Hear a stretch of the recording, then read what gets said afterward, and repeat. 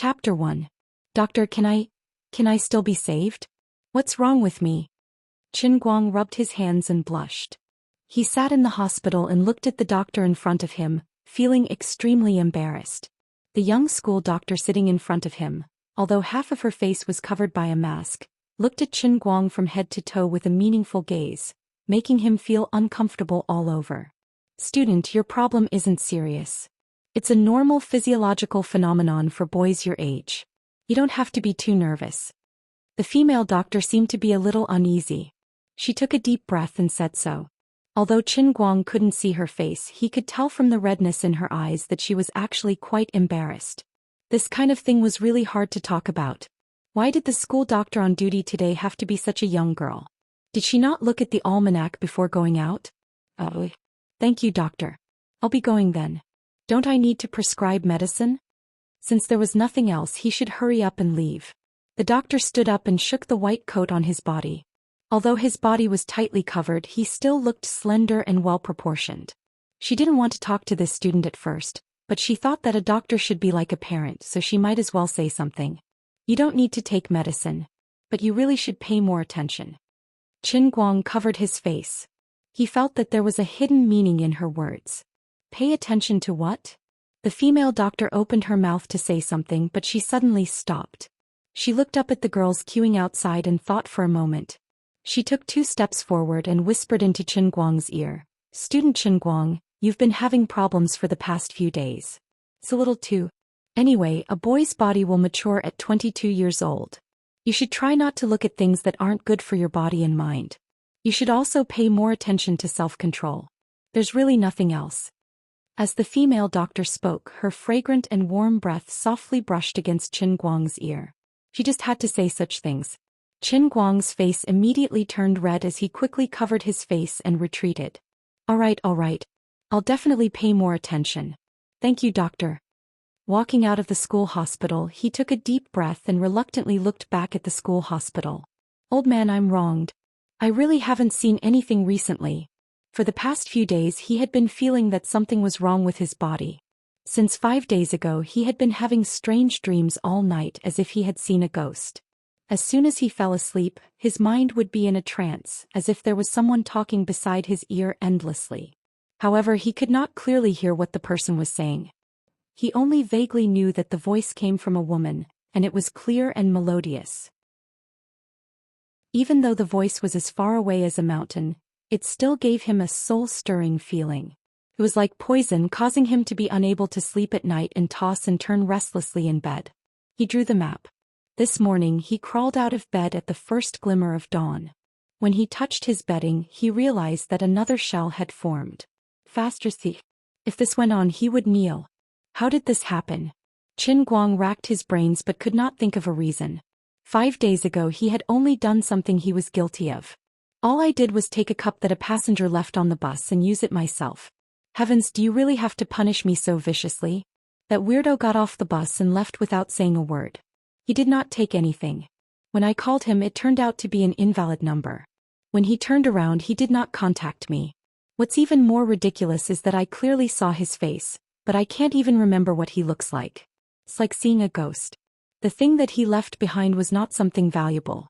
It was just a glass cup with a picture of a beautiful woman in an ancient costume printed on it. At most, if he asks me for it later, I'll just compensate him, right? But isn't this karma a little too violent? Old man is going to become a monk. This poor monk's dharma name is Master Meng Yi. Doctor, save me. I'm sick. I don't want to die. Hence the scene just now happened. His illness was not seen, but he embarrassed himself in front of such a beautiful doctor. He could not live on anymore. His life was about to collapse, but he still had to grit his teeth and continue. There was only 1 month left until the CET4 exam of his 3rd year. Gokyo University, where Qin Guang studied, had a very ridiculous rule. Anyone who did not pass CET4 in 4 years would not have a degree certificate. The school claimed that it was in line with international standards. Regarding this, Qin Guang only had one thought: screw me. Since the beginning of his 1st year, Qin Guang had taken the exam every semester, but his scores kept getting lower and lower. Up until now, this was the 6th time he had made a desperate attempt to pass CET4. His chances were as slim as winning 5 million in the lottery. The more he spoke, the more his face filled with tears. He could not bear to recall the past. Today was the weekend. Qin Guang and his best friend Wenwen had agreed to revise together in the library. Although it was to revise together, Wenwen could be considered half a top student. It was this overly beautiful school belle's best friend who saw how miserable Qin Guang was and personally supervised him to revise for CT4. Wenwen was also a strange person. She was tall and slender and had exquisite facial features. Every movement she made exuded an elegant and moving temperament. These three major factors made her, who did not have a high profile, become one of the school belle of Gokyo University. She could be considered a celebrity in the school. Qin Guang had coincidentally become best friends with her. However, he knew that all of you were wrong. Ridiculously wrong. You were all deceived. This woman, how was she a school belle? Her alluring appearance and temperament were all a lie. This girl was a real tomboy. Once you got familiar with her, you would not treat her as a woman. A man's soul lived in her body. No matter how beautiful her appearance was, it was all a lie. The two of them sat in the corner of Gokyo University's library. Even though they had deliberately kept a low profile, Wenwen still could not avoid being the focus of other nearby students' gazes. Whether it was boys or girls, there were always some people who would steal glances at them from time to time. Today she was wearing a white shirt that showed off her figure. Although only her upper body could be seen when she was sitting, her full bosom was still dazzling, causing others to have infinite fantasies about her figure. But the most attractive part was still her face. Her skin was white as snow and her skin was delicate. She had a pair of charming almond-shaped eyes that carried a heroic spirit, and her cherry-red lips were curved into a mischievous arc. She was beautiful to the point of bubbling bubbles. Wenwen had long been accustomed to the strange gazes that harassed her all the time. She was too lazy to care. At this time she just used her hand to support her chin, tilted her head and squinted at Qin Guang with a playful expression. Right now the expression on Qin Guang's face was very complicated. Surprise, panic, confusion, expectation and even a little bit of lust. He was shocked by Wenwen's words just now. For a moment he couldn't wrap his head around it. After a long time he calmed down and fiercely glared at Wenwen. Your joke is a bit too much. My little heart can't take it. Who's joking with you? I'm serious. You're already a third year. Without English classes, you usually have to drive a sports car to earn money. You'll only get worse the more you study. If you don't take advantage of this last breath and pass the 4th level, don't tell me you still want to wait until your 4th year? At that time, there will be more things to do before graduation. Passing the 4th level will be even more impossible. If you can't pass the 4th level, you don't have a degree certificate. Wenwen said very seriously. But this is too. Qin Guang still felt that it was too inconceivable. Although he knew that Wenwen's temperament was very manly, very tomboyish and very tough, he really didn't expect that she could be tough to this extent. Don't be so wishy-washy. I, Wenwen, have always been a woman of my words. There's no doubt about it.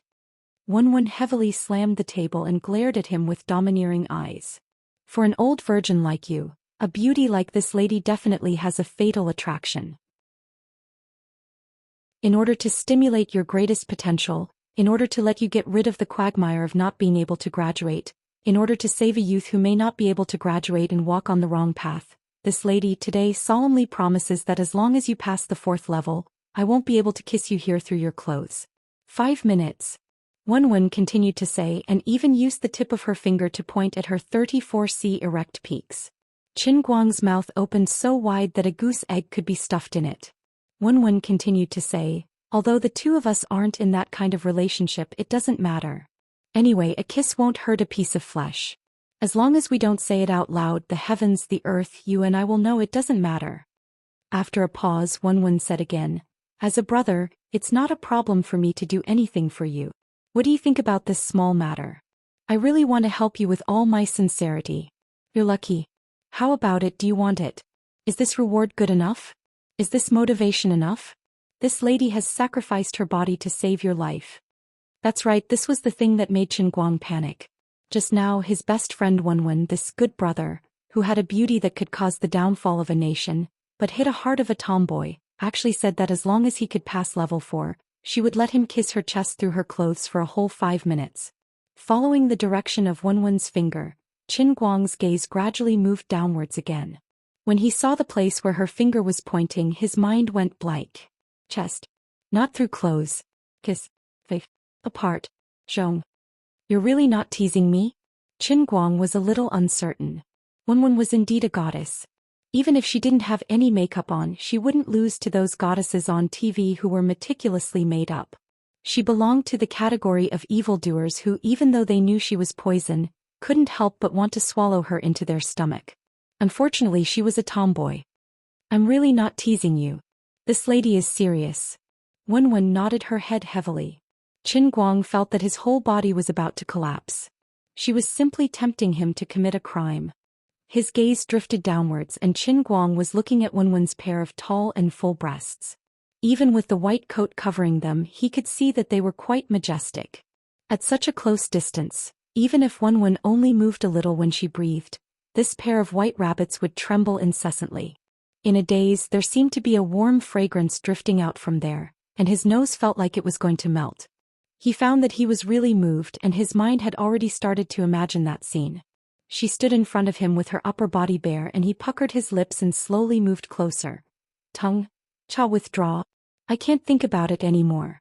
Qin Guang's whole body trembled. If he continued to think about it, he wouldn't be able to continue reading this book. This is too scary. I'm actually moved by a man's chest. The old man's 1,000 years of cultivation is going to be destroyed in one day.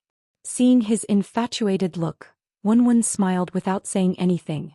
She only looked at Qin Guang from head to toe for a moment. That gaze seemed to say, "Little guy, do you think I don't understand you? Do you really think that the real stuff that this lady found in your laptop is just for show? Once you raise your little tail, I know what you're thinking in your heart. Fine, in any case, I'll leave my words here. This matter is settled. As long as you can pass the 4th level, I'll keep my word. But if you don't pass, then pretend I never said anything about this matter. Of course, with your current level, I'll give you 2 words, no chance. This matter is just a thought. Young man, look at this set of papers of yours. Out of 10 questions, you didn't even get 1 correct. Didn't I think that you're dead for sure? That's why I dared to make this bet with you. Do you really think that I'm that generous?" After saying that, Wenwen glanced at the simulation paper that Qin Guang had just finished. She really wasn't talking nonsense. It was full of crosses. Actually, the reason why Wenwen dared to place such a heavy bet on Qin Guang was purely because she really didn't think highly of Qin Guang at all. She felt that he was too miserable, so she just gave him a little motivation. Finally, Qin Guang was sure that she really wasn't joking. His expression instantly became serious. After a while, he spat out 3 words, "Good brother. For life." Although the hope was slim, the old man threw caution to the wind and did it. Leaning his head on the table, Qin Guang fiercely threw all his thoughts into the book. He took out 200% of his state and studied to his death. Unfortunately, his heart was higher than the sky, but his life was thinner than paper. After a busy afternoon, looking at the large number of red crosses on the simulation paper, old man Qin Guang covered his face. He felt like dying. After reading in the afternoon, he went out to run for half the night. When he returned to the dormitory, he was once again stuck with the revision materials for the 4th grade. Exhausted, Qin Guang climbed onto the bed, but he couldn't sleep. He was flustered. "Buddha, please protect me and take away the female ghost that howls in my ears every day. The old man now has an important task that cannot be delayed. Otherwise, I'll use a rubber band to tie up my penis to protect it. Save it. If I really do that, I'll cut it off tomorrow." His head tilted to the side. No matter how scared he was, he still had to sleep. Tonight's dream became a little strange. The voice that could not be heard clearly became a little clearer. It was still that woman. She said, "Don't you want to learn that English thing? Give me your blood. As long as I have your blood, I'll let you learn everything you want to learn in a day. Everything. Give me your blood. Your blood. F***ck. Qin Guang slammed his hand on the bed as he finally woke up from his nightmare. What the hell? It's really a ghost. I just want to learn English and you want to suck my blood dry? F***ck off. This business is a huge loss. The person in the cup was already bursting with anger. Can you listen to me finish what I have to say? When did I say I want to suck your blood dry? Are your divergent thoughts going to break through the sky? Don't be afraid. It's fine even if you give me a nosebleed. I can even accept blood from your teeth. Didn't you make a bet with that pretty girl? I'll help you. There are 3,000 worlds in my heavenly holy grail. Each world can be used to cultivate an ultimate skill that you want. Your English is just a child's play. You will win. Damn savior, you're really a pig. You've tricked me to death. Give me blood. Blood. Just a little bit of HP.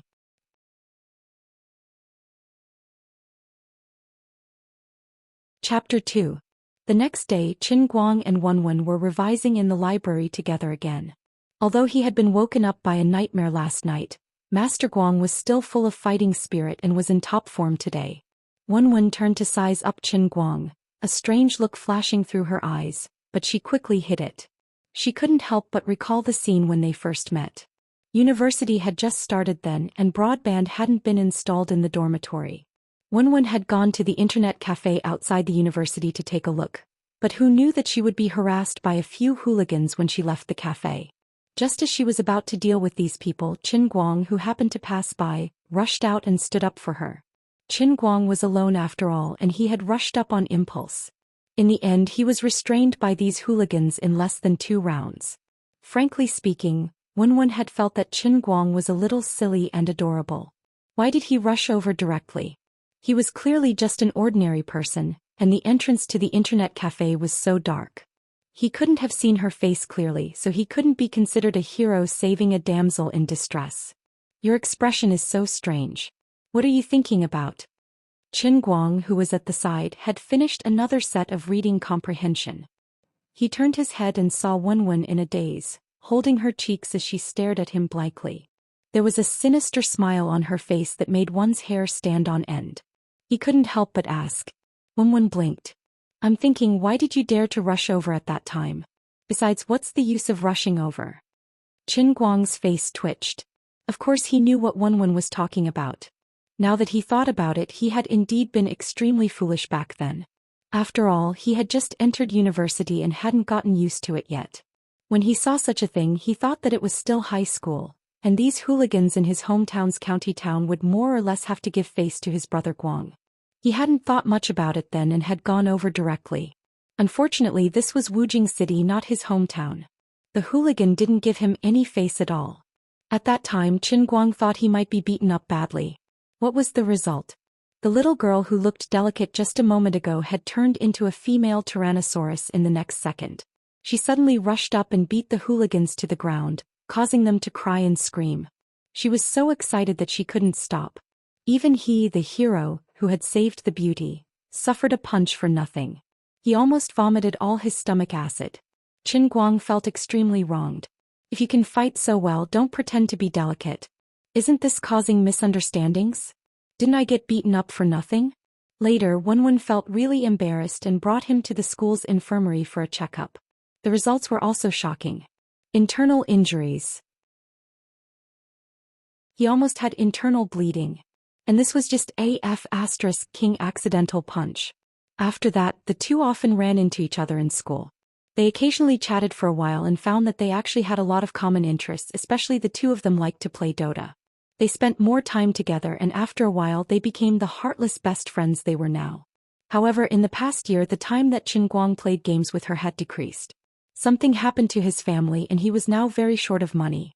He had to borrow an old car from his best friend in his hometown. Every day he had to run at least 4 to 5 hours to call for a car over the internet to earn some money and help share some of the pressure at home. All right. If I knew that you were so cruel, I wouldn't have come to meddle in other people's business. Don't disturb me from reading with those strange eyes. Qin Guang was afraid that she would bring up the past again, so he quickly turned his head back to the book. It was another day of hard work, but it was to no avail. Ever since he entered university, he hadn't studied English properly. That was why his grades kept getting lower and lower.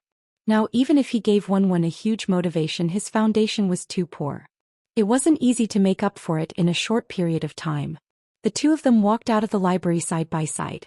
Qin Guang hung his head dejectedly and put on a bitter face. His little eyes couldn't help but drift to Wenwen's chest from time to time. His heart was bleeding at the thought that this piece of tofu that was so close to his mouth was about to fly away. Wenwen, why didn't you tell me that you came to the library to read? I could have arranged a place for you in the meditation hall on the top floor. You're a person of status. Don't mix around with some poor loser of unknown origin. Who knows, some people might have ulterior motives towards you. You have to be careful. Just as the two of them walked out of the library, a handsome and sunny young man with neatly parted hair, wearing a white suit and a checkered tie, quickly caught up to Wenwen. He walked side by side with Wenwen and said to her with a smile. This person was the current president of Gokyo University's student council, Wenwen's classmate Xianxia. Apart from his identity as the president of Gokyo University's student council, he was also the only son of Zheng Yunhao, the chairman of a famous company in Sichuan province, the New Radiance Corporation.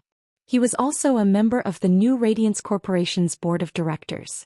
To put it simply, Zheng could be considered as an authentic celebrity in Gokyo University. He was the perfect embodiment of three words: tall, rich, and handsome. Wenwen's footsteps came to a halt. She turned her head to look at Zheng, who was deliberately squeezing in between her and Chen Guang. She glared at him with extreme annoyance. After a long while she spat out a single word: scram. Her words were concise and to the point. Even the usually steady Zheng could not help but have his expression change. When this person was trying to get close to her, he actually slandered her best friend Chen Guang.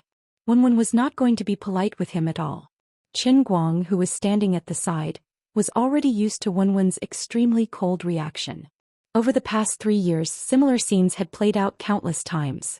Zheng was just one of them. It's a sin to be so beautiful. Everyone loved beauty. No matter what, you could not stop others from being mesmerized by you and always wanting to flirt with you. When dealing with these people, one must not be polite. Give them a little sunshine and they will shine the world for you. On the other side, Zheng was so angry that his adrenaline was pumping. He almost lost his temper. However, when he thought of Wenwen's unfathomable family background, a basin of cold water was poured over his heart. No wonder she was the senior director of New Ray University. Her ability to control her temper was not just for show. He calmed down in an instant and forced a smile from the corner of his mouth. Wenwen, you really know how to joke. I'm not joking with you. I asked you to scram, Wenwen said again.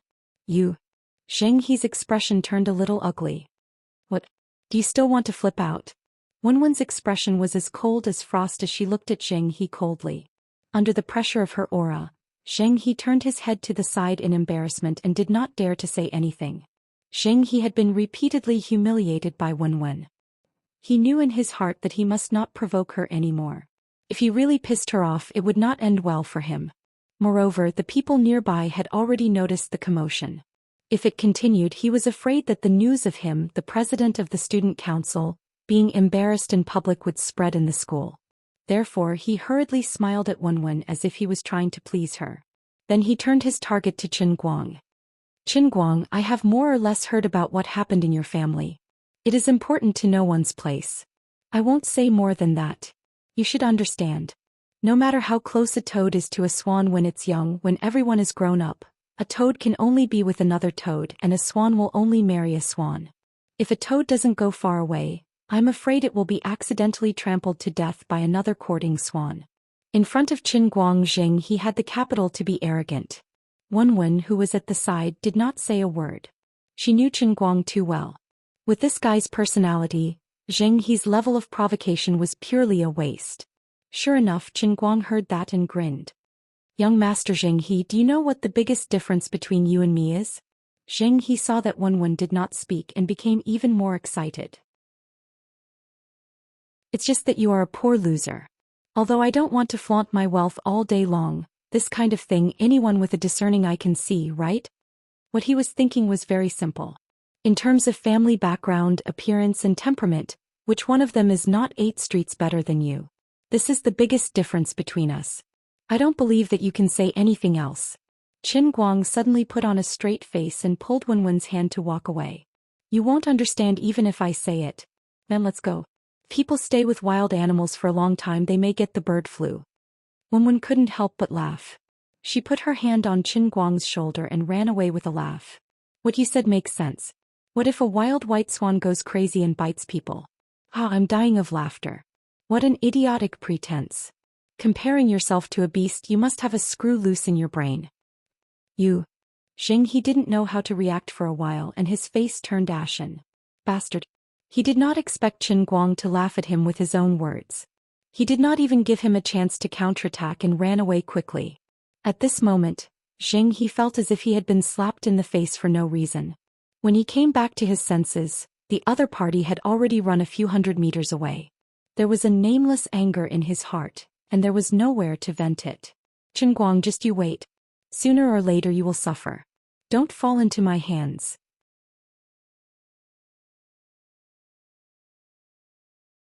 Chapter 3. Qin Guang and Wenwen did not care whether Xing he was fuming with anger or if he wanted to jump off a building. After dinner, it was exactly 7 o'clock when Qin Guang was ready to go to his sports car. Watching Qin Guang's car turn the corner, Wenwen sighed softly and turned to walk into the school. She thought to herself, although Qin Guang has always been joking around in front of me for the past year, the changes that happened to him, no matter how hard he tried to hide them, could not be erased. That incident had turned him from a rich second generation who did not have to worry about food and clothing to a sports car owner who had to call for cars on the internet every day to earn money. How could he not be touched at all? After a busy night, he parked his car in the school's parking lot and leaned weakly against the driver's seat. Stretching his body, Qin Guang felt a little tired. Raising his hand slightly, he picked up the cup on the cup holder and took a sip of water. Then he used the dim light in the parking lot to size up the unknown thing. Thinking about the strange things that happened to him these past few days, he could not help but wonder if it had anything to do with this cup. The timing was too much of a coincidence.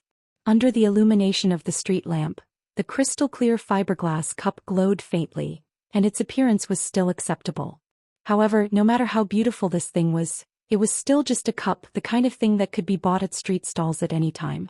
There was a woman in an ancient costume printed on the cup, floating like a fairy. Looked a little like the flying goddess in the Dunhuang murals. He had never taken a closer look at it before, but today he realized that the workmanship was not simple at all. Qin Guang muttered, "This portrait is quite good. It's just a watercolor painting, but it looks too real. It looks like a photo.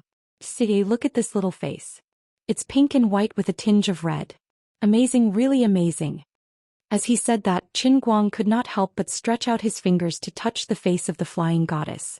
When his fingers touched it, he felt the coolness of the fiberglass, which meant that the portrait was embedded in the inner layer of the fiberglass. Forget it, it must be because I've been too tired recently. That's why I've been doing it continuously. It can't have anything to do with this cup. After the founding of the People's Republic, humans were no longer allowed to become spirits. They couldn't possibly have a cup spirit living in this cup. He got out of the car, locked the door and held the cup in his hand. Qin Guang swung the ham in his hand as he walked along the path at the edge of the parking lot. "Hey, hateful brat. Take your finger off my chest." Before he could take 2 steps, an inexplicable voice sounded from the bottom of Qin Guang's heart. It sounded extremely vicious. Qin Guang stopped in his tracks and looked left and right. In the huge parking lot there was no one else but him. The dim yellow street light shone on his body, stretching his shadow on the ground. The night wind blew on the small trees on both sides and the leaves made rustling sounds.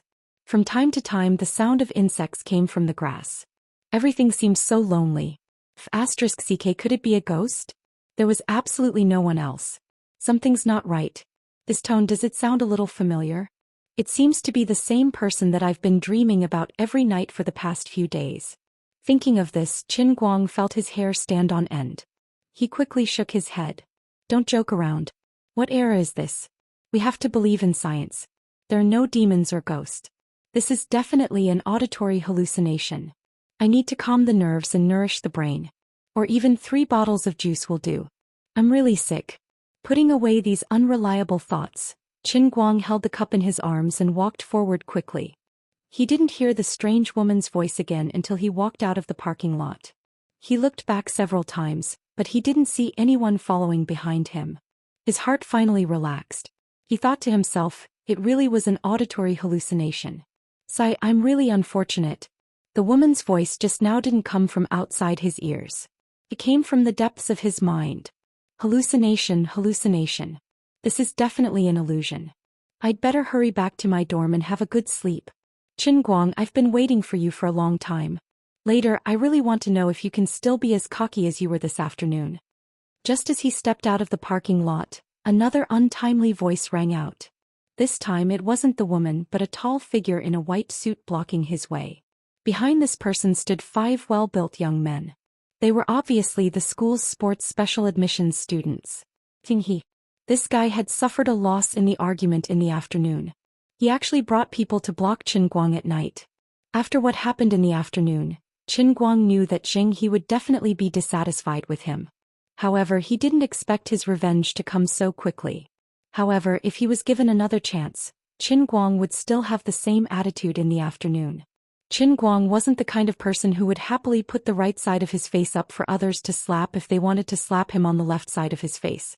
If you don't give me face, of course I won't give you face either. Even if he was blocked here, Qin Guang didn't plan to give in. For people like He, giving in would only make them worse. Qin Guang stood still, but he secretly put his hand into the inner pocket of his shirt. Driving outside was like walking in the pugilistic world. There was always the possibility of encountering some trouble. Therefore Qin Guang always had a weapon on him. Of course, the only weapon that was easy to carry and had amazing power was the swing stick. When this thing was put away, it was no longer than the length of a palm. When it was thrown out, it was about a meter long. It had a strong structure. Together with the specially reinforced ball at the top, the force of the blow was amazing. If it hit someone's head, it could kill them. Under normal circumstances, of course, Qin Guang wouldn't easily take out this killer weapon. However, he was blocked by He and 5 sports students. This place was dark and uninhabited. If something really happened, it was possible for these people to kill him. Therefore he was afraid that he would have to play rough today. Seeing that Qin Guang seemed to be stunned and stood still, He felt good. He took a step forward and almost touched Qin Guang's forehead. He said fiercely, "Weren't you very arrogant before? Didn't you call me a beast? Now let's see how you are going to be arrogant. Kid, do you know how powerful I am? I will say it here today. If you are willing to kneel down and beg for mercy and crawl under my crotch, I can consider letting you stay in the hospital for a month. Otherwise, don't even think about driving in your next life. Just wait to spend the rest of your life in a wheelchair. For me, even if I cripple you, it's nothing more than paying some money. However, your life will be ruined." He was very proud. What he said was the truth. With his family's financial situation, it was really not a big deal to deal with a poor loser. Even if these people he called accidentally killed the other party, it would only be a little more troublesome. It was still not a big deal. Qin Guang didn't say much. Instead, he took a step back and put some distance between himself and He. He thought that he was scared, so he was even more proud and arrogant. In his mind, he was already thinking about how he would press this person to the ground and slap him. He snorted, "Stinky loser should have the awareness of a stinky loser. Is one someone you can get close to? Why don't you take a piss and look at yourself?" In the dark, Qin Guang still didn't say a word. He just fiercely took out a baton from his pocket and shook his hand. With a clang, the long baton was held horizontally in his hand. The special weight on the tip looked particularly ferocious under the dim light of the street lamps. He just took a step back just to find the best distance to attack with the baton. "Young Master Zheng, is that a baton in his hand?" A knowledgeable sports student saw something strange and asked in surprise. After all, the baton had a fierce reputation. It looked inconspicuous, but strictly speaking it was a controlled tool. In the hands of people who risked their lives, it might be more powerful than a machete. He didn't know the power of this thing. He just stared at Qin Guang and said, "So what if it's a baton? Do you think this kid dares to fight back? Get him. Beat him until he doesn't look human anymore. Beat him into a real beast." With a wave of his hand, He retreated a little. His body was precious. Since he had 5 hired thugs with money, there was no need for him to personally go into battle. Although the 5 sports students were a little hesitant when they saw the baton, since He had asked them to attack, they had no choice but to do it. After all, they had the advantage in numbers. Even if the other party had a weapon, it was probably just a bluff. This thing could kill a person if it hit the head. That kid wouldn't really dare to kill them, would he? Does he really think I'm a pushover? Qin Guang saw the other party pouncing forward, and his heart was filled with anger. Whoever dares to come up will have to pay with their lives. Today he was going to let someone bleed.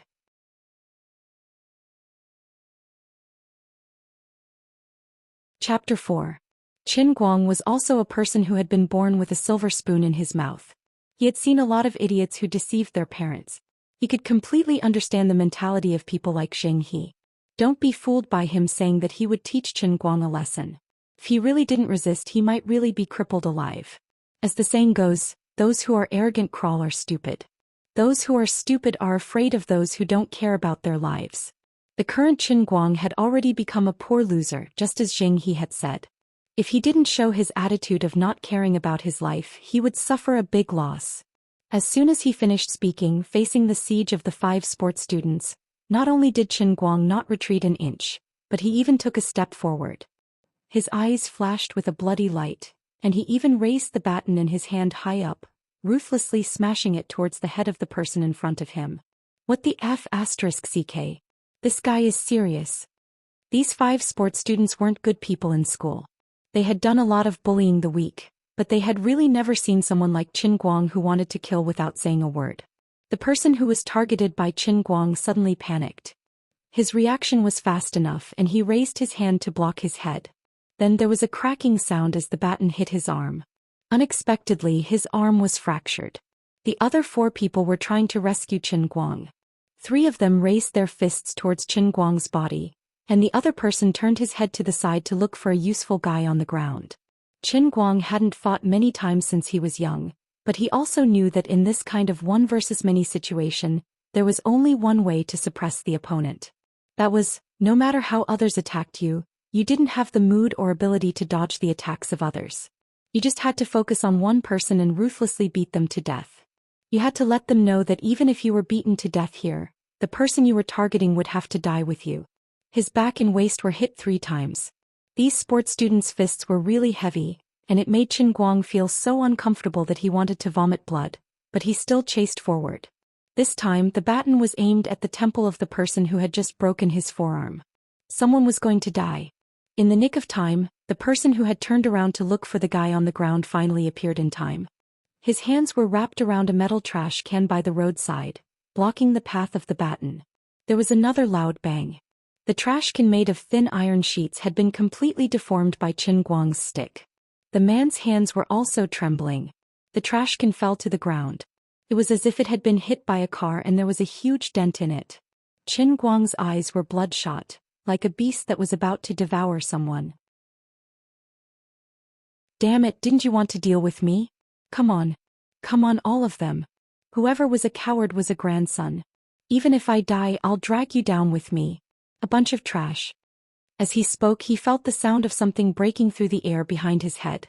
He didn't have time to turn around, so he subconsciously raised his left hand that was still holding the glass cup to the side. There was a clang, and he blocked the sneak attack of another sports student with a steel pipe that he had picked up from the ground. It seemed like the other person's steel pipe had slightly scratched his finger.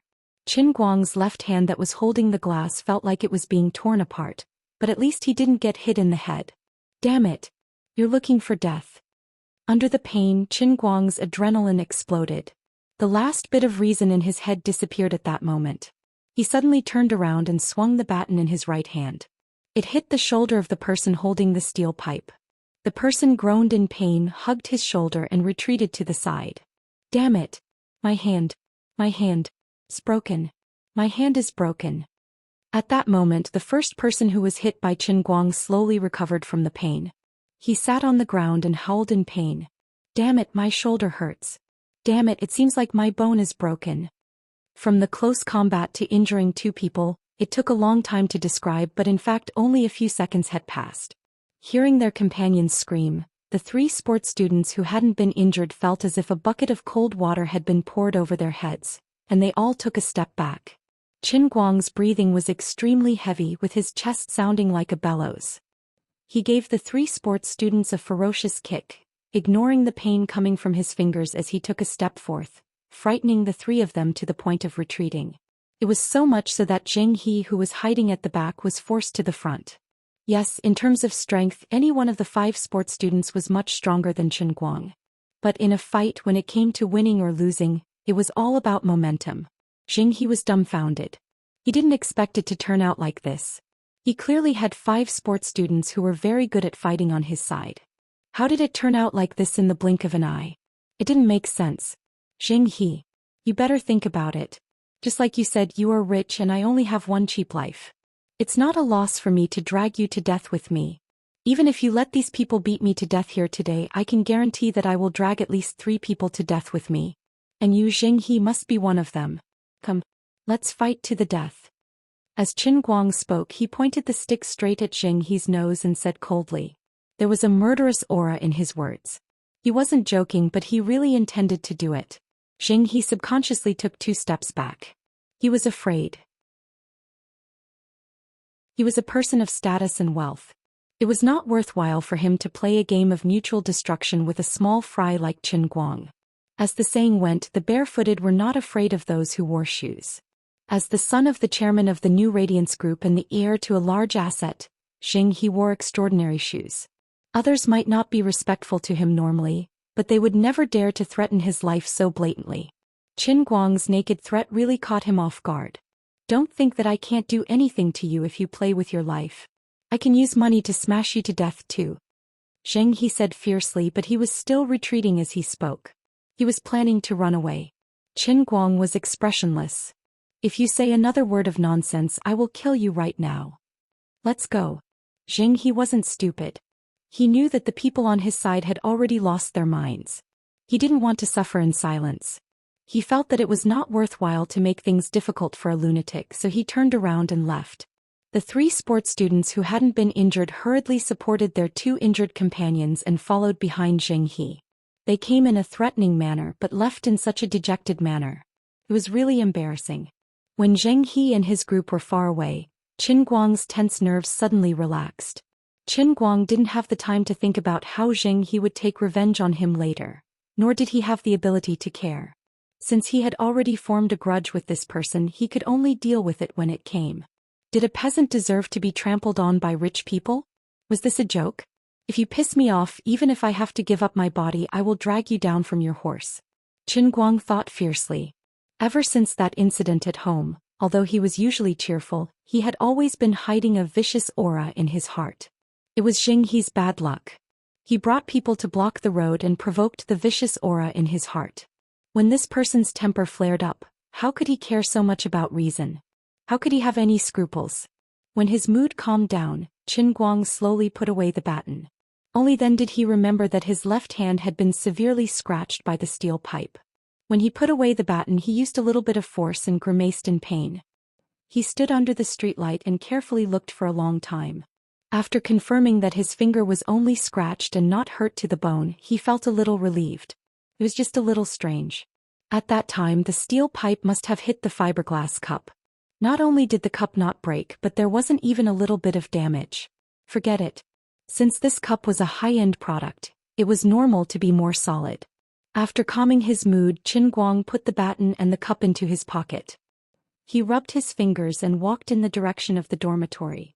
The wound on his finger wasn't deep. There was only a little blood, so he didn't have to worry about tetanus. However, Qin Guang also neglected one thing. At that time, his hand was hit while holding the cup and his finger was bleeding. But now there was no blood on the cup at all. After the trace of blood touched the surface of the cup, it disappeared without a trace. Qin Guang didn't know that at this time the woman in the cup, oh no, the goddess empress, had completely fallen into a state of ecstasy. "Wah! Little guy, I've waited for a long time for this day. You finally dripped blood to recognize the owner. Just you wait, just you wait." When he returned to the dormitory, he could hear his 3 roommates from afar.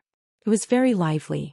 It was also at this moment that Qin Guang, who was tired all night, was able to clearly realize that he was still a university student.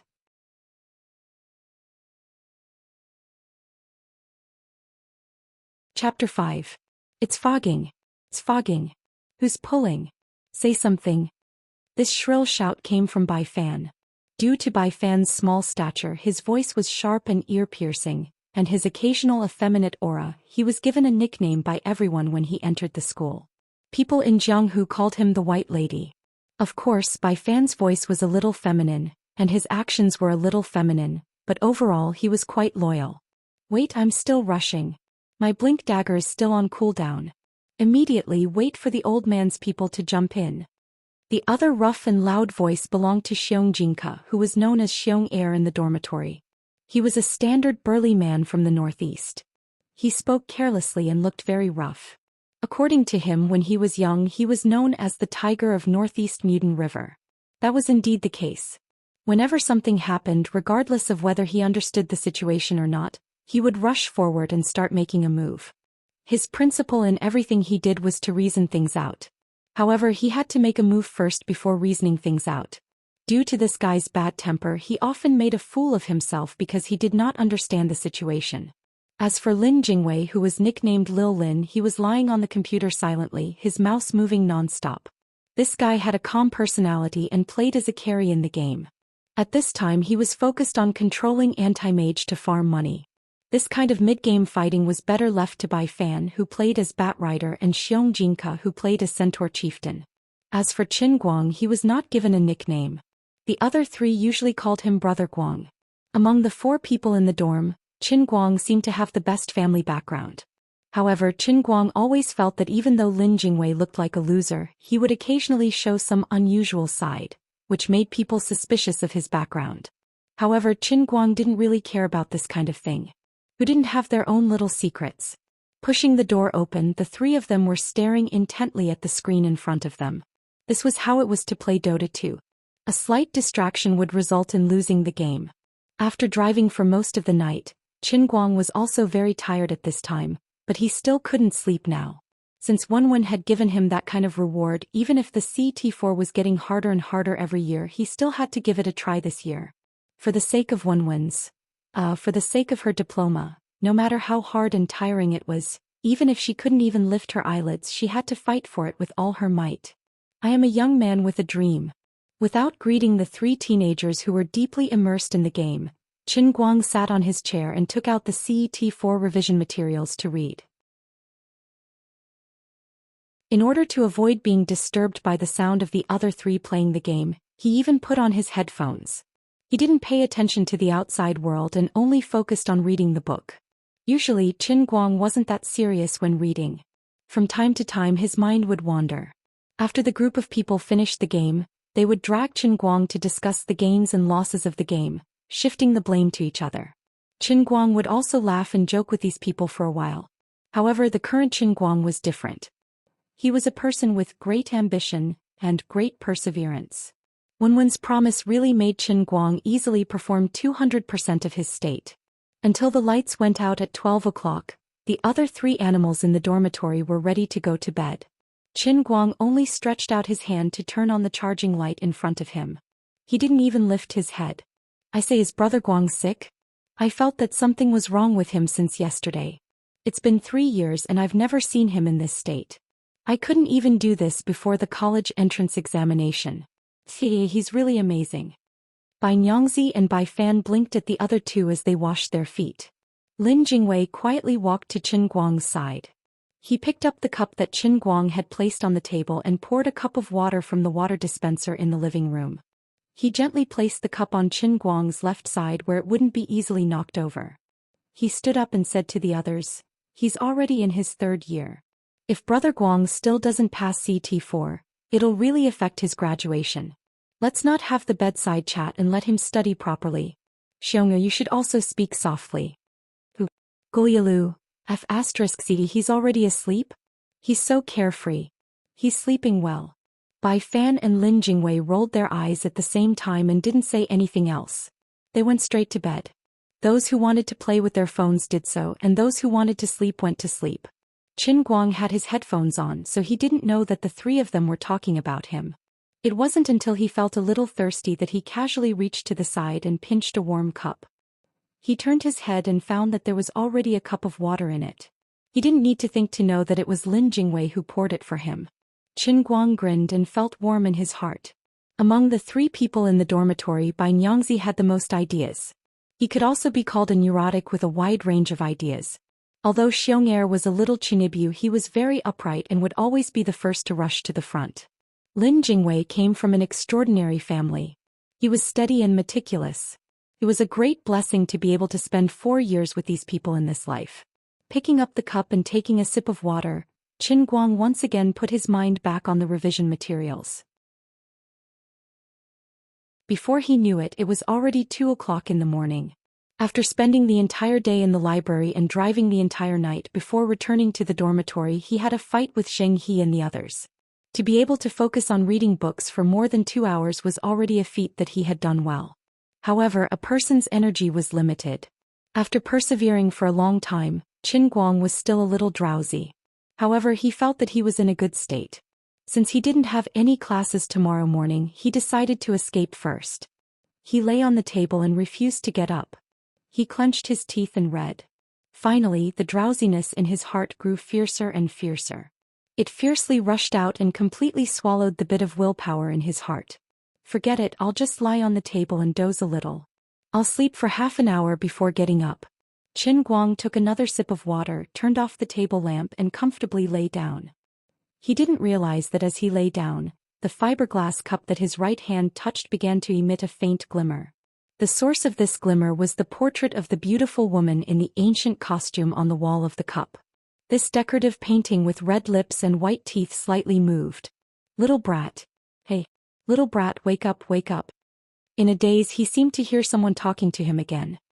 He moved his body and curled his lips impatiently. Go away, don't bother me.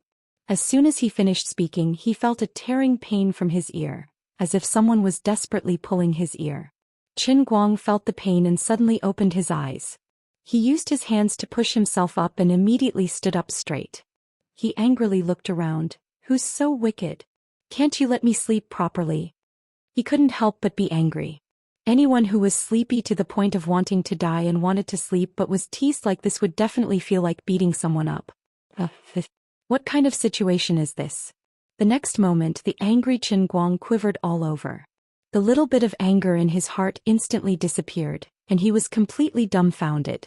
F*ck, I was clearly sleeping in the dormitory, but where the F*ck is this? What the hell? Qin Guang looked around and all he saw was a vast expanse of whiteness. It was like a void, very much like the sea of clouds on Mount Immerse on TV. But when he fiercely stomped his feet, it was solid ground. He bent down to touch it and it was the cold touch of marble. Could it be that I'm dreaming? Qin Guang mumbled to himself and pinched his cheek fiercely. The pain was very obvious. He shook his head again. No, it's not a dream, but it hurts. But what the F*ck is going on? I don't understand. Hey, little brat. What are you doing? Why are you looking around? Oh no, I'm here. At this moment, a slightly familiar but even more strange female voice sounded behind Qin Guang. Qin Guang was stunned at first and his whole body stiffened. Then he finally reacted. Isn't this the female ghost voice that made the old man draw the map for a few days? Isn't this the female voice that I heard before I met Xianxia, which I suspected to be hallucinating? Faster me. Fahai, save me. Buddha, save me. Help me. This place is definitely haunted. This is not scientific. He really couldn't help but panic. As a good young man of the new era who had been under the influence of modern scientific education for a whole 15 years, he actually encountered this kind of supernatural event that could be said to be haunted. He just lay down in the dormitory for a while and when he woke up he was in this inexplicable ghost place. This was not reasonable at all. The voice came from behind him. Even though Qin Guang had always been bold, he actually felt a little afraid to turn his head at this moment. What's going on? Dilly-dallying, is this the savior chosen by the heavenly Holy Grail? That's too bad. The woman behind him was obviously impatient.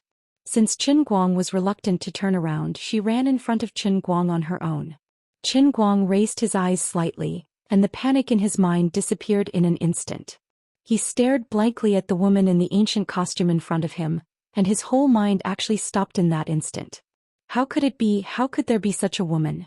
He had never thought that there would be a woman in the world who could be so beautiful.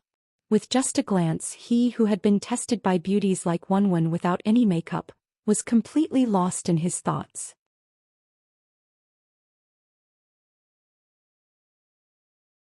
Chapter 6. The woman was wearing an antique ancient dress, standing in front of Qin Guang. Her red lips and white teeth had a faint smile on her face, and her eyes were as bright as the morning stars, shining with a charming light. Her long dress fluttered in the wind, and her graceful figure made her look like a fairy. Her face looked very similar to the woman in the ancient costume printed on the wall of the cup, but the real person was thousands of times more beautiful than the portrait. White teeth and red lips, as beautiful as the moon, as smooth as ice, as beautiful as the heavens, and as beautiful as the heavens. Any idiom that Qin Guang could think of to describe a woman's beauty would be overshadowed when used on the woman in front of him. Living in a modern society where information was extremely advanced, there were many so-called beauties that one could see on television and the internet.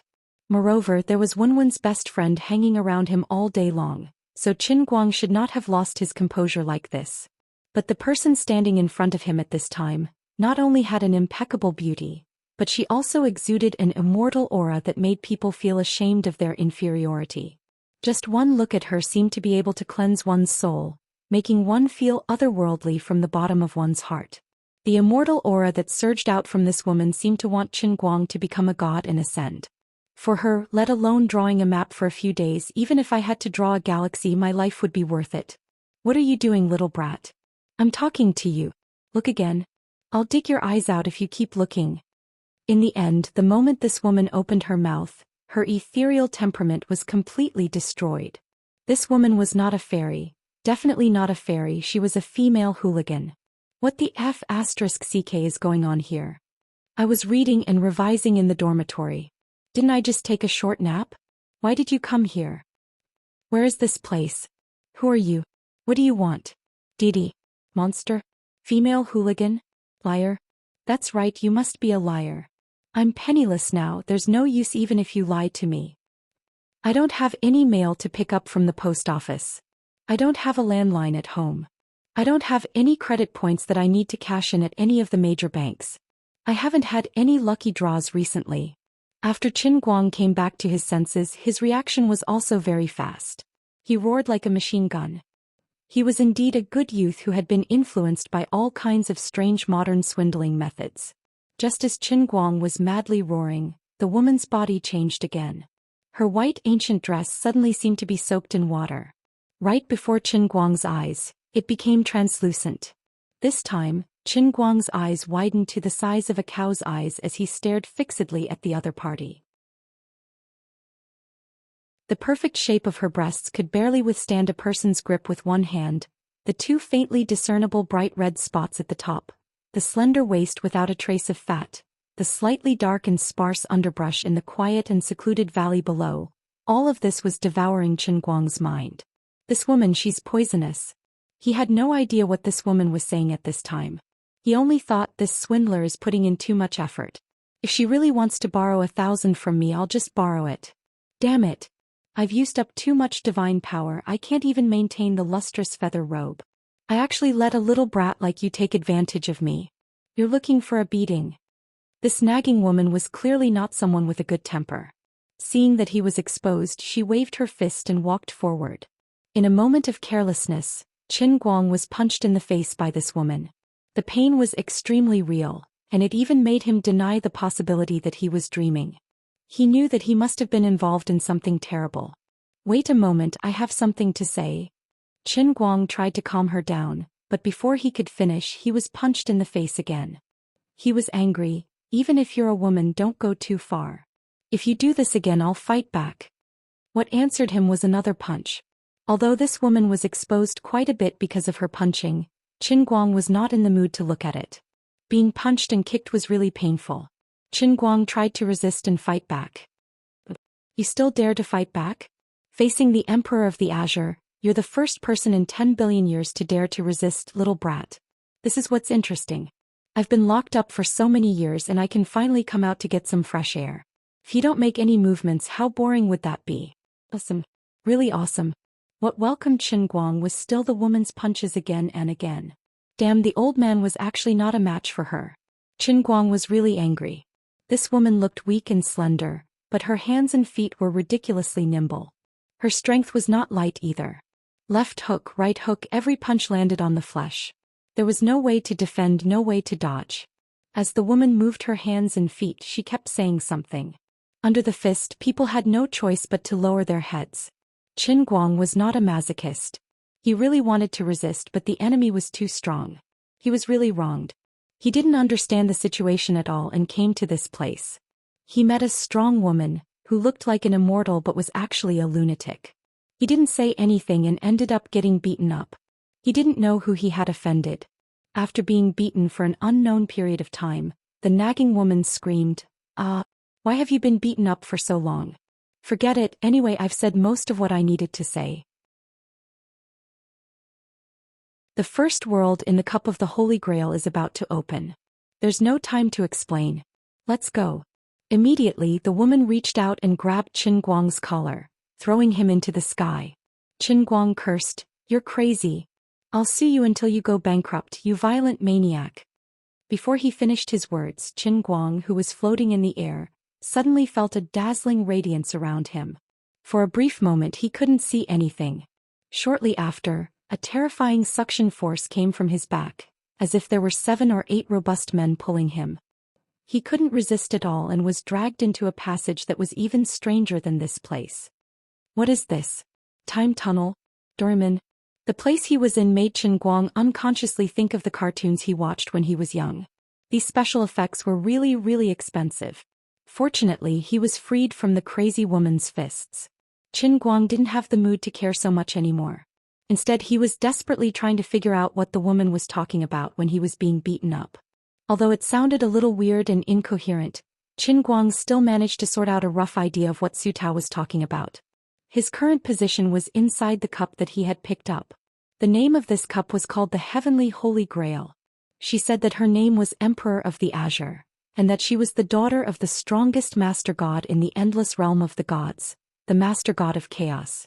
She was trapped in this heavenly holy grail because she fell for a villain's plot. She needed to find a savior to help her complete the test of the trichiliocosm in this heavenly holy grail. Only then could she regain her freedom and return to her original body. You didn't even give me any room for negotiation. Who knows what kind of unorthodox method this trichiliocosm test is? What if the difficulty level is as high as 9.0? What if my life is in danger? Such an important decision, you should at least tell me in advance so that I can judge the situation myself and decide whether to accept it or not. The good person who sealed her didn't do it thoroughly enough. How is it enough to just trap this kind of female hooligan in a cup? She should be completely smashed into ashes, never to be reincarnated. Something was not right. It seemed like she had said a lot, but she had missed out on something important. Seeing that he was about to reach the end of this so-called time tunnel, and that there was another layer of light in front of him, Qin Guang suddenly reacted.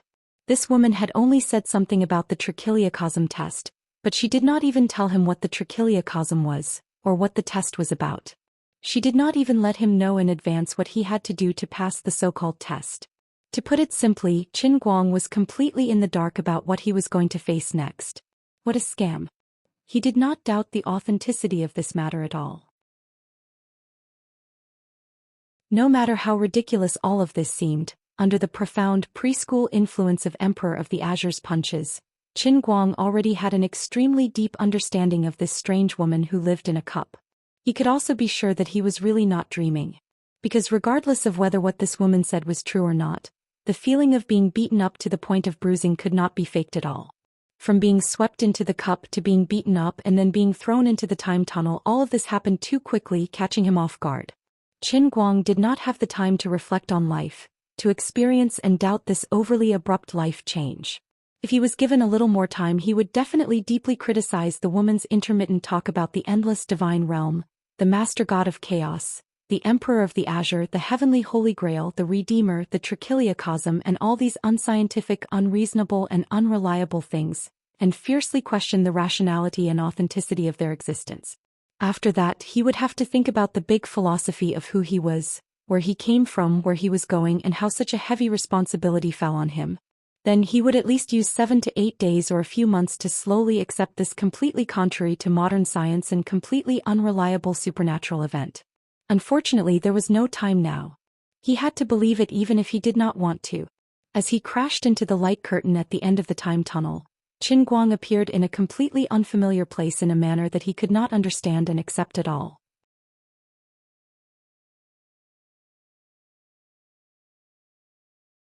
Chapter 7. Fortunately, the moment he broke through the light barrier, a notification automatically appeared in his mind. It was still the voice of the unreasonable female hooligan. She spoke very quickly, very urgently, and very crucial. Little brat, your first mission is to survive in this sea of urgency for half a year. Remember, you have a total of 100 chances to die. After every death, you will return to the state you were in when you first entered the sea of urgency. If you can survive for half a year, then you will have completed the mission. But if you can't do it and die 100 times, the heavenly Holy Grail will consider you to have failed the mission. Then your body and soul will really be destroyed and you will never be able to reincarnate. Obviously, the female hooligan also knew that she had forgotten to mention the crucial point, and hurriedly came up with a remedy. This woman's words reminded Qin Guang of a movie he had watched before. It was the movie Tom Cruise starred in, Tomorrow's Edge. In Tomorrow's Edge, Tom Cruise had the ability to return to yesterday after every death. Furthermore, every time he resurrected, he would still retain his memories. In the end, Tom Cruise relied on this seemingly immortal body and the ability to predict the future to overcome all difficulties in the battlefield of the future world. He predicted the enemy's moves and successfully defeated the invincible aliens, saving all of humanity. After all, every time he died, he would remember a dangerous point. When faced with danger the second time, he would always be able to make the correct choice. Qin Guang chuckled. That's more like it. Although I'm lacking in talent, the conditions are still generous. Even if my abilities can't compare to Tom Cruise's, my conditions are better. A total of 100 chances. Who doesn't know how to eat and wait for half a year? That's right, she still hasn't mentioned the benefits of completing the mission. Forget it, since it's called the Heavenly Holy Grail and the old man is the chosen savior, she definitely won't treat me unfairly. This kind of trivial matter, let's not talk about it. Let's talk about it after I survive this half a year. Tom Cruise's original mission was to save all of humanity, but Qin Guang only needed to muddle through for half a year. He felt that it was too easy and pleasant. Seeing that he was about to completely reveal himself in this so-called sea of moments, he began to feel proud and expectant again. Thinking about it carefully, the title of savior was quite resounding. Wait a minute. What is this? What a big knife. It's really sharp. This workmanship, TSKC, even pockmarked Wang can't compare. Wait a minute, the situation doesn't seem right. This knife seems to be aimed at my neck. *C, what the hell is going on? I've just opened my eyes and I'm about to be stabbed. You should at least let me see the situation clearly. According to some unscientific story settings, as the main character, my life should be very, very tough. Kacha. He flew away. Just a moment ago he felt that this matter was easy and pleasant. The next second he immediately felt the deep malice from the heavenly Holy Grail and the female rogue. The inexplicable heavenly Holy Grail, the inexplicable sea of moments, the inexplicable sudden death. All of this made Qin Guang instantly understand that this test of the 3,000 worlds was definitely not a joke. The first step he took in the sea of moments was actually a captive who was about to be beheaded. The term about to be beheaded here was not referring to lining up at the side, waiting to be beheaded one by one. Rather, the knife was swaying on his neck, about to be beheaded in the next second. After wasting about 10 chances of reviving, Qin Guang finally managed to escape from the pirate ship named Black Wind. He plunged into the sea and was rescued by another pirate ship named Royal. The feeling of being slashed by a knife 9 times was really not a joke. The soul-tearing pain again and again tormented him until he hovered between life and death. Well, he was originally really dead, but he came back to life again. If it wasn't for the fact that he knew that he could still revive, Qin Guang felt that he definitely wouldn't have been able to hold on. The heavens took pity on him. He was originally a lad who didn't know how to swim. In order to survive, in order to not return to the Black Wind pirate ship and be beheaded, he stubbornly relied on dog paddling to stay in the water for a long time, until the Royal appeared. Fortunately, the Royal was the enemy of the Black Wind pirate ship. They chased him here to annihilate the Black Wind pirate crew, so Qin Guang decisively turned into a guide. After that, Qin Guang temporarily stayed on the Royal. Although he was just an inconspicuous worker on the ship, at least he managed to find a foothold. After that, Qin Guang gradually found out the true face of the Sea of Moments. In the entire Sea of Moments there was no land at all. In the hearts of the people of the Sea of Moments, there was no concept of land at all. It was as if from the beginning of the world this was an endless sea. Of course there were many islands in the sea, but even if all of the islands were added together, it wouldn't even make up 1/10,000th of the sea. As for how long the Sea of Moments had existed, no one knew. In Qin Guang's mind, there was a faint feeling that this so-called Sea of Moments was simply the water in his cup. Because in the legends the momentary sea had an end and a border. It was just that the border was blocked by an invisible wall that could not be broken. Outside that invisible wall, it was said that there was an enormous and boundless hand that seemed to have slumbered for millions of years. From the day the momentary sea was born, it had existed for eternity. The person who drew this hand was said to be the strongest person in the history of the Sea of Moments. After he found out the terrifying truth, he vomited blood and died in less than 2 days. Before he died, this person said that the endless hand was probably even bigger than the entire Sea of Moments. Of course, no matter how mysterious the legends were, Qin Guang knew that the invisible wall was simply the glass wall of the cup. What eternal hand? It was just his right hand that was placed beside the cup when he slept. Since then, Qin Guang roughly understood the method the Tong Tian Holy Grail used to create the 3,000 worlds. That was to combine his consciousness with the reality inside the cup. Coincidentally, he went to watch Pirates of the Caribbean 7 with Wenwen not long ago. These 2 days he had been desperately learning English. Thus, the world in the cup created this ocean world that was 80% to 90% similar to the world in Pirates of the Caribbean. Unfortunately, no matter how powerful he was outside, no matter how amazing he was, Qin Guang himself was just a small character in the Sea of Moments.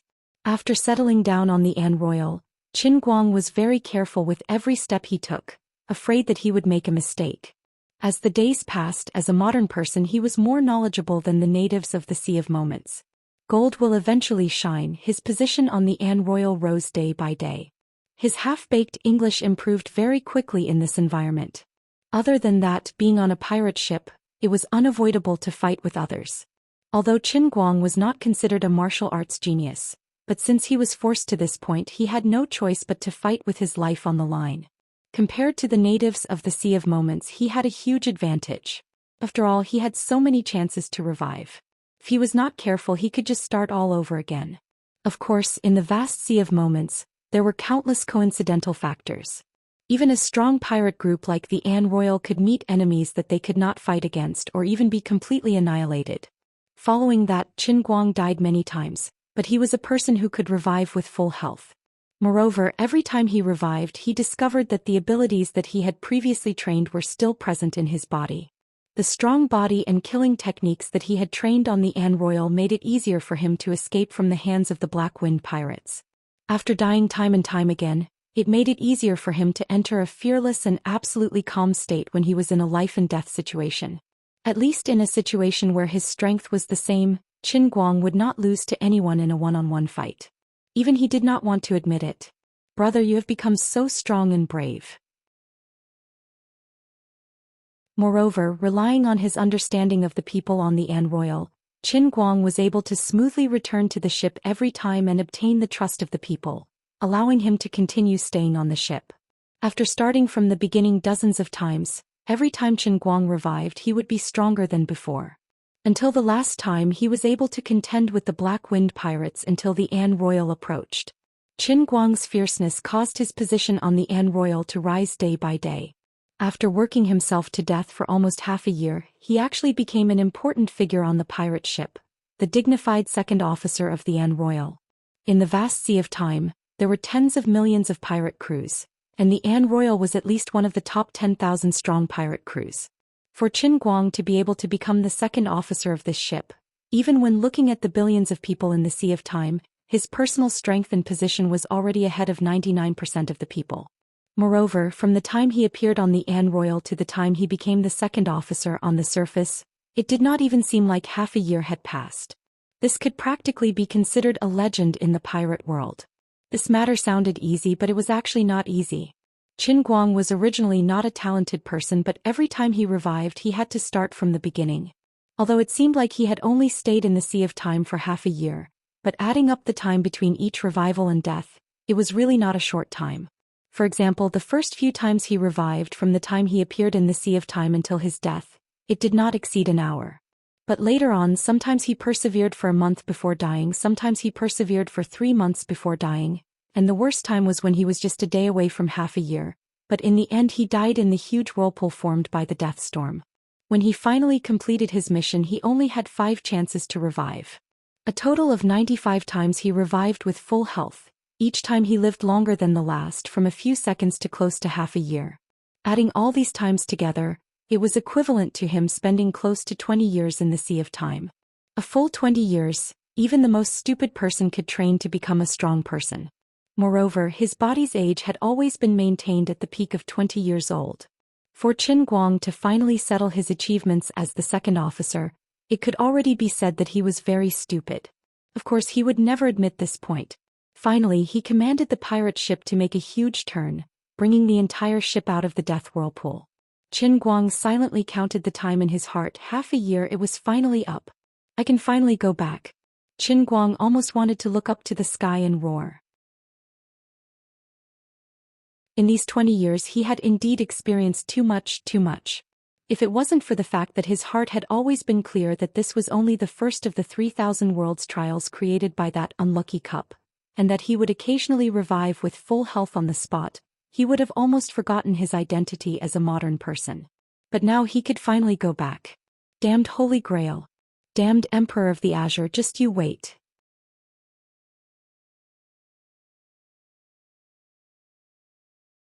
Chapter 8. A light flashed and Qin Guang, who was standing at the bow of the ship, suddenly felt his body become as light as a swallow as his body slowly floated into the sky. Suddenly turning his head, he saw that everyone on the Anne Royal was looking at him with extremely confused eyes. He didn't have time to explain too much to them, he just waved his hand and said, "Everyone, I'm leaving. I don't know if I'll have the chance to see you again. In short, I hope that day will come." After staying on this ship for too long, Qin Guang had developed extremely deep feelings for his companions on the ship. If it wasn't for his extremely special situation and the fact that he had family and friends outside to worry about, Qin Guang really wouldn't be able to leave them. However, no matter how real the people and things in the Sea of Time seemed, the resurrection after death reminded him that he was still a passerby here and would have to leave sooner or later. When the light dissipated, Qin Guang once again returned to the time tunnel. As he traveled through the tunnel, his hatred towards the Emperor of the Azure who had dug such a deep hole for him gradually surfaced in his heart. He secretly gritted his teeth. When he returned and saw that woman, he would definitely skin her alive and tear apart her bones, hang her up and give her a good beating. His entire body trembled. Qin Guang finally passed through the time tunnel. He originally thought that he would see that woman again and suddenly exerted strength, intending to jump up and capture that woman. However, with a dong sound, the back of his head seemed to have hit something. "Ouch, ouch, ouch, my chin. It hurts." Qin Guang's expression froze. This sharp voice, who else could it be other than that fellow Xianxia? When he suddenly got up, he just happened to hit Xianxia, who had his chin on the back of his head for some reason. It was a little strange. Logically speaking, he should be in a lot of pain, but at this moment he didn't feel anything. He tried to clench his fist and felt the strength in his body. Qin Guang also discovered that the strong body that he had trained in the Sea of Time was actually completely preserved. Strange, according to the legends of the transient ocean, the so-called eternal hand was his right hand.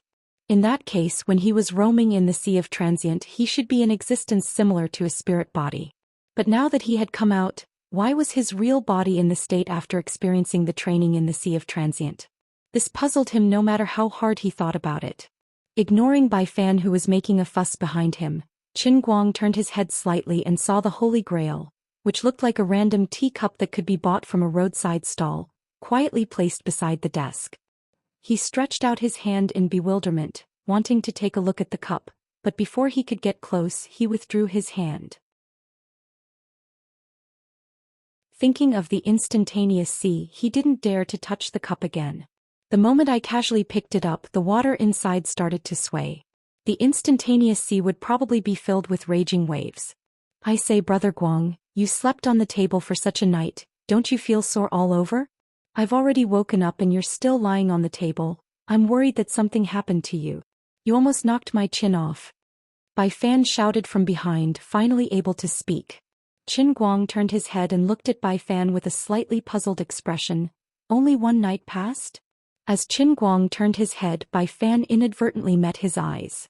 For some reason, when Qin Guang casually looked at Bai Fan, his heart felt a little creeped out, as if he was being stared at by a wild beast. The current Qin Guang gave off an extremely fierce, valiant and cold-blooded feeling. Bai Fan subconsciously took 2 steps back and shouted with a sharp voice, "Oh fuck brother Guang, what are you doing? Are you trying to eat me?" Qin Guang was stunned. Only then did he realize that he had just come out of the instantaneous sea. He couldn't help but carry the aura of the second officer of the An Royal. After fighting so many times, that thick murderous aura still hadn't dissipated and it scared people. He fiercely shouted in his heart, "Collect. Collect for me." Shortly after, he squeezed out an awkward smile with great difficulty. "I've been lying on the table for too long, my whole body is very stiff. Don't panic, I'm not gay." Only then did Bai Fan's heart slightly relax. Although he was a little suspicious of Qin Guang's words, after all they had been brothers for 3 years, he also felt that there was no need to be overly suspicious. Instead he comforted Qin Guang, "Brother Guang, even if you're going to take the level 4 exam, don't put too much pressure on yourself. Look at you, you're almost going crazy. It's fine, don't think too much. Alright, did I really only sleep for a day?" After being comforted by Bai Fan, Qin Guang gradually pulled himself out of his identity as the second officer and continued to ask, "What else? How much longer do you want to lie on the table?" "Alright, I want to go to the canteen for breakfast. Do you want me to bring you some food? Why don't you come downstairs with me? You've been cooped up for the whole night, it's best to get some exercise." Bai Fan rolled his eyes and suggested. He inadvertently pinched his thumb and middle finger and tapped on Qin Guang's forehead. "Faster, thief. Damn sissy, get up, get up." Bai Fan's thumb and middle finger was even more powerful than the swords and knives on the pirate ship, immediately giving Qin Guang goosebumps. He laughed and slapped his hand away. Shortly after, Qin Guang stood up and moved his body slightly. Not only did he not feel any stagnant soreness, but he felt as light as a swallow. Without understanding the situation of the heavenly Holy Grail, he did not dare to leave rashly. He was still worried about his fellow pirates on the An Royal in the Sea of Moments.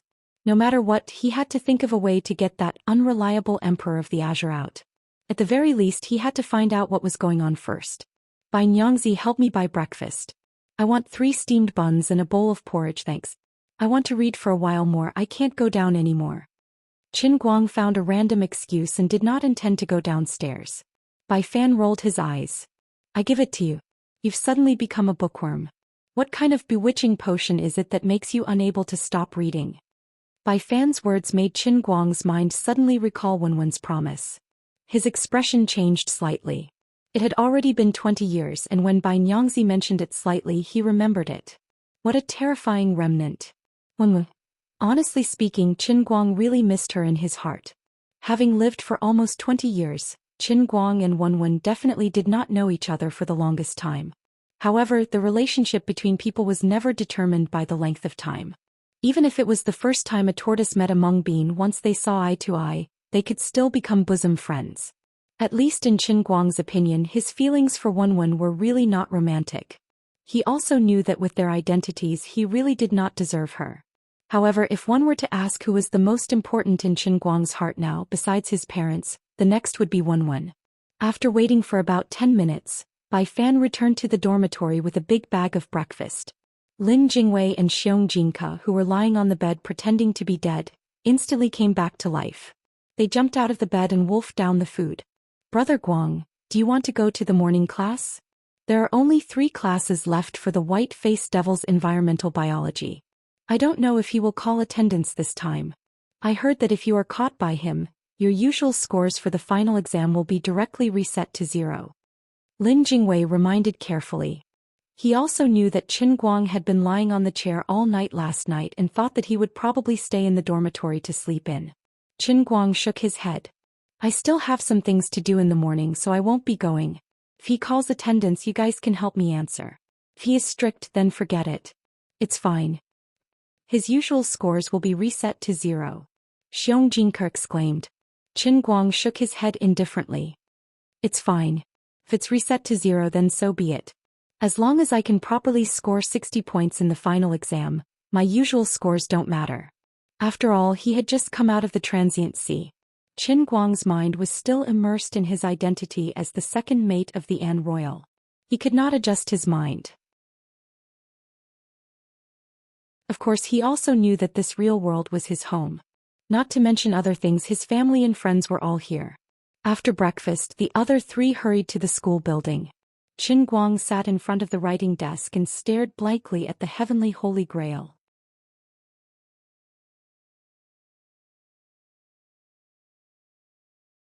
Chapter 9. Gently lying on the table, Qin Guang stared at the surface of the Transcendence Holy Grail with his bull-like eyes.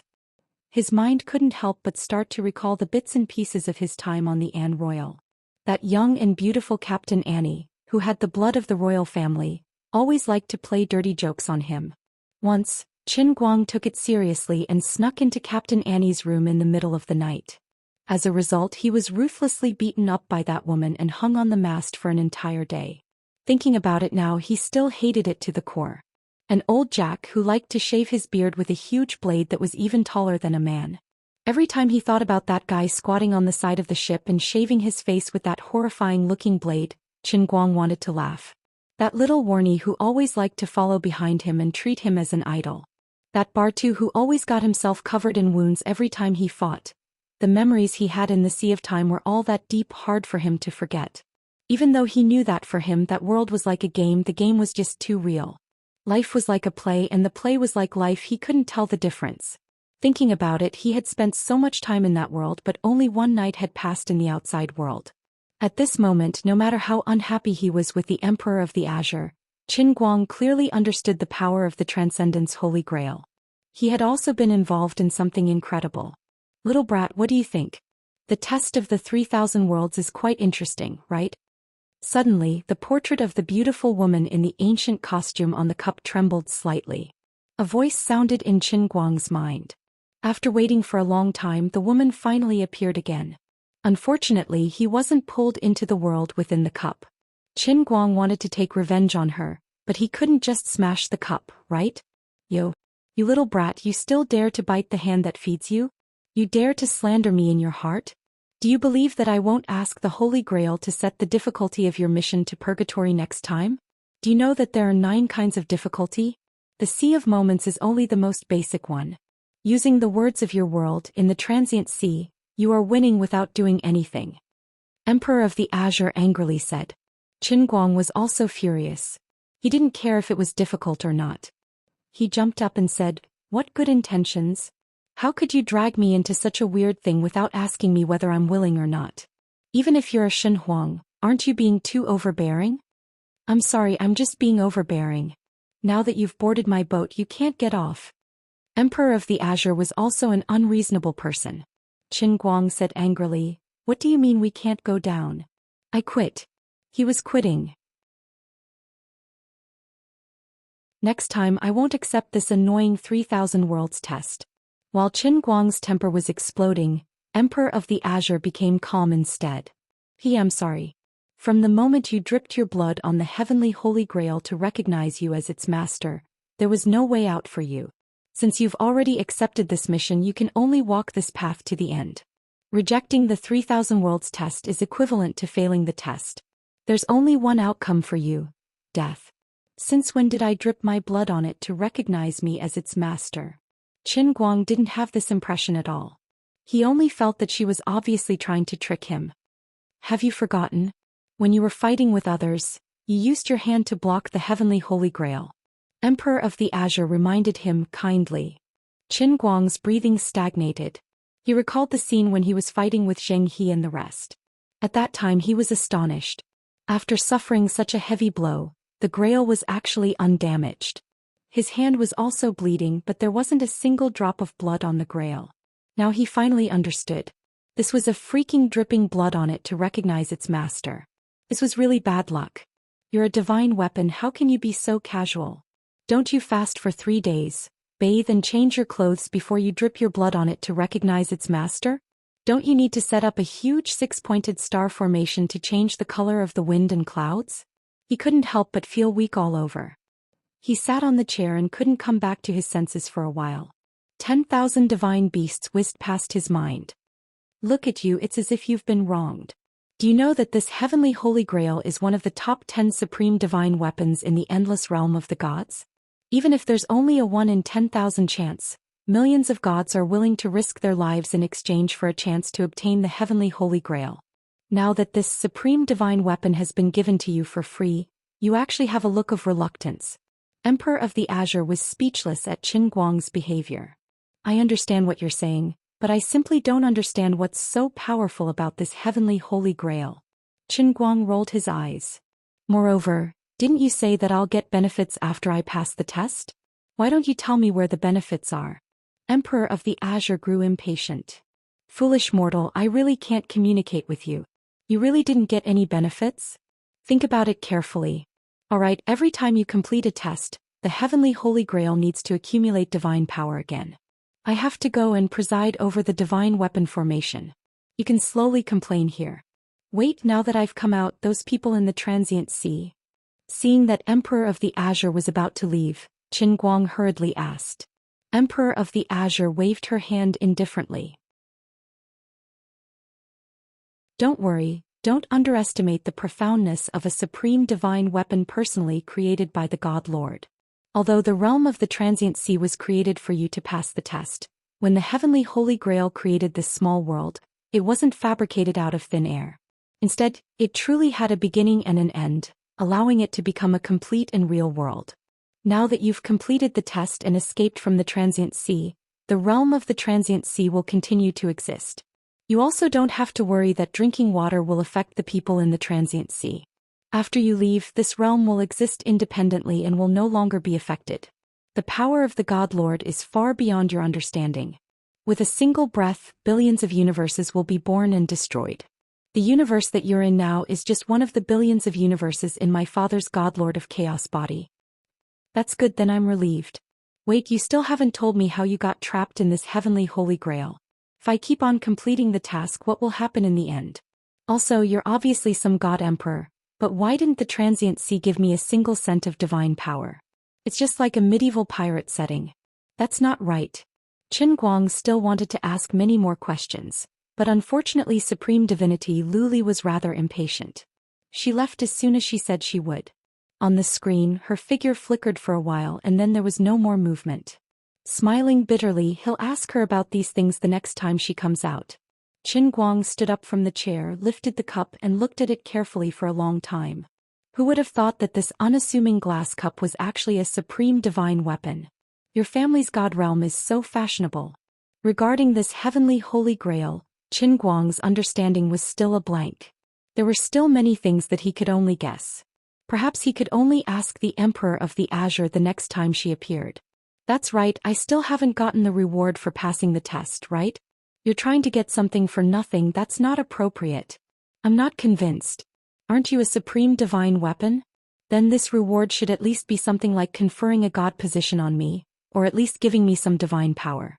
For example, with a shake of my finger I can make some island country that I don't like sink, or if I'm unhappy I can go to Mars and build a palace or something. This is a real divine weapon. He didn't expect that the reward of the heavenly holy grail would already be in his account when he left the transient sea. It was the strong body that he had trained in the transient sea for a whole 20 years, as well as the combat ability of the dignified second officer of the An Royal.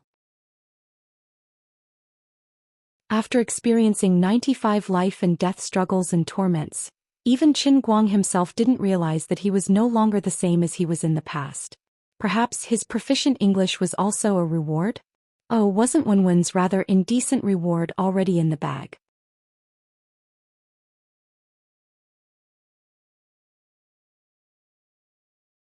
Chapter 10. Qin Guang spent the entire morning feeling awkward. He was supposed to go to class, but now he didn't have the mood to go to class. He couldn't calm down at all. As for revising for CET4, when he opened the test paper, he used less than a fifth of his usual time to complete the entire set of CET4 mock test paper. He felt that it was too boring. Bro, I'm not the same as before. He wanted to go out and take a stroll around the school, but he was thinking about the heavenly holy grail. Although he knew that the transient sea realm wouldn't be affected anymore, there was still a goddess empress living in the grail. Qin Guang was afraid that it would cause trouble if he left his sight. After thinking about it, he picked up the tea leaves from Lin Jingwei's desk and brewed a cup of strong tea with the heavenly holy grail. Then he carried it out of the door. Since he couldn't calm down and since he had nothing to do in the morning, he might as well run away with the car. No matter how awesome he was in the transient sea, since he was back in the real world, he still had to continue his life in the real world. He still had to earn money. He wondered how his parents were doing. Although the last time he called his family was only a week ago in Qin Guang's heart, it had been 20 years. Sitting in the car, Qin Guang dialed his father's number. It was noisy on the other end of the phone. His father should be busy with the purchase of goods at this hour. For the past 10 years his father had been living at this pace. However, he used to purchase goods for his family's hot pot restaurant, but now he was helping Uncle Zhou's family's hot pot restaurant. Brat, what are you doing? Isn't it Tuesday today? I remember that you have classes on Tuesday morning, right? Skipping class again? Are you asking for a beating? Judging from Qin Guoli's voice, Su Tao could tell that Qin Guang was busy.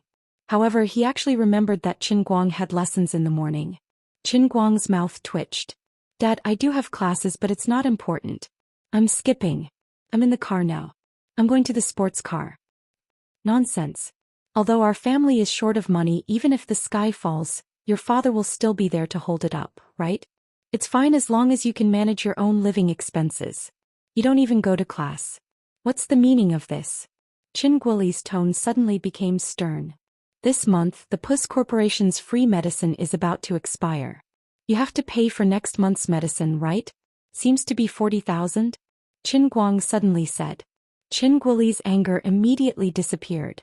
After a moment of silence, he said in a low voice, Son, you've worked hard. Qin Guang grinned. What's so hard about it? Dad, I've grown up a long time ago, so I'll think of a way to deal with the family matters. Don't tire yourself out too much.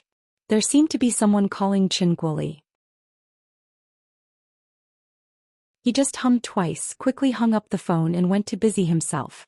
Putting the phone on the shelf, Qin Guang picked up the teacup and took a sip. He secretly calculated that the special medicine of the Puss Corporation was usually paid for 3 months, and it was free for 3 months. When it was paid, it was at least 40,000 yuan a month. On average, it was 20,000 yuan a month for medicine expenses. As for his dad, no matter how generous Uncle Zhou was, it was impossible for the salary of the store manager to exceed 15,000 yuan a month. Even if his dad didn't eat or drink every month and didn't have any other extra expenses, he was still short of 5,000 yuan. His sports car had to earn at least 6,000 to 7,000 yuan a month, so that the family's life could be basically guaranteed, and they could afford the Puss Corporation's medicine expenses. As for the family's bankruptcy liquidation, they had to pay off millions of debts. Qin Guang and Qin Guoli had no way to think about it now. They could only earn enough for the medical expenses and save the life of Qin Guang's mother. As for the other things, they would take it one step at a time. Hanging up the phone, he started the car and Qin Guang began another day of sports car driving. At noon, Qin Guang parked the car on the side of the road and sat in the car eating a box lunch. Wenwen called. Where are you? Come over and have dinner together. Wenwen's voice was a little soft.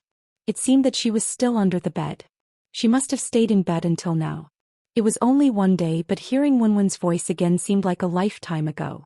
Qin Guang was a little stunned and then he came back to his senses. I am outside with the sports car. Let's have dinner together tonight. Don't you have classes in the morning? Wenwen was slightly surprised. I'm not in the mood to go, so I came out with the sports car. Qin Guang secretly wondered what was wrong with these people. This was not the first time he skipped class.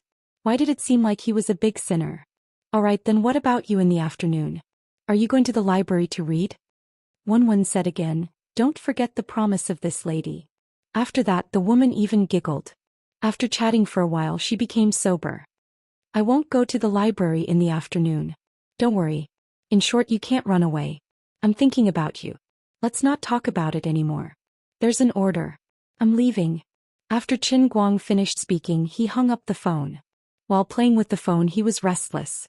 If it was still the same level as yesterday, Qin Guang might feel that passing the CET4 exam was very difficult. But today the old man was different from the past. For the first time he looked forward to the CET4 exam. He hated that time was too slow. He still had to wait for more than a month. Qin Guang drove the sports car all the way to the afternoon before he slowly drove the car back. In the past, if he drove for an entire day, he would definitely be so tired that his back would ache. When he got out of the car, he could hear the crisp sound of his joints cracking. But today Qin Guang was amazing. He stayed in the car for at least 8 hours. When he got out of the car, he stretched his waist and moved his body. He actually didn't feel the slightest bit tired. Then he clenched his fists and felt that his muscles were much stronger than before. Qin Guang couldn't help but feel proud.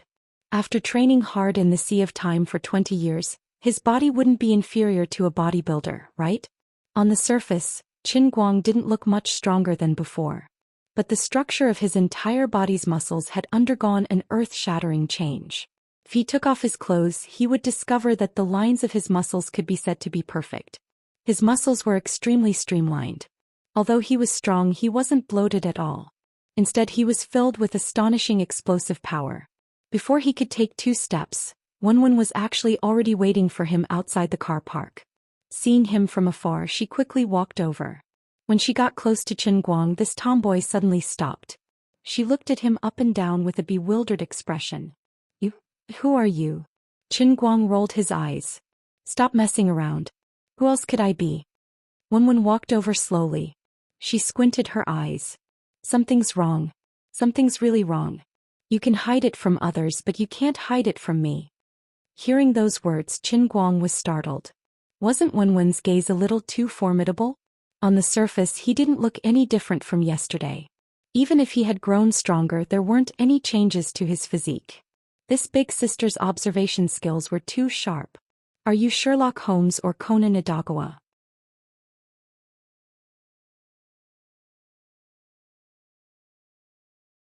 Chapter 11. Just as he was thinking about this, Wenwen waved her hand indifferently. Forget it, forget it. How could it be? Pa, it's okay.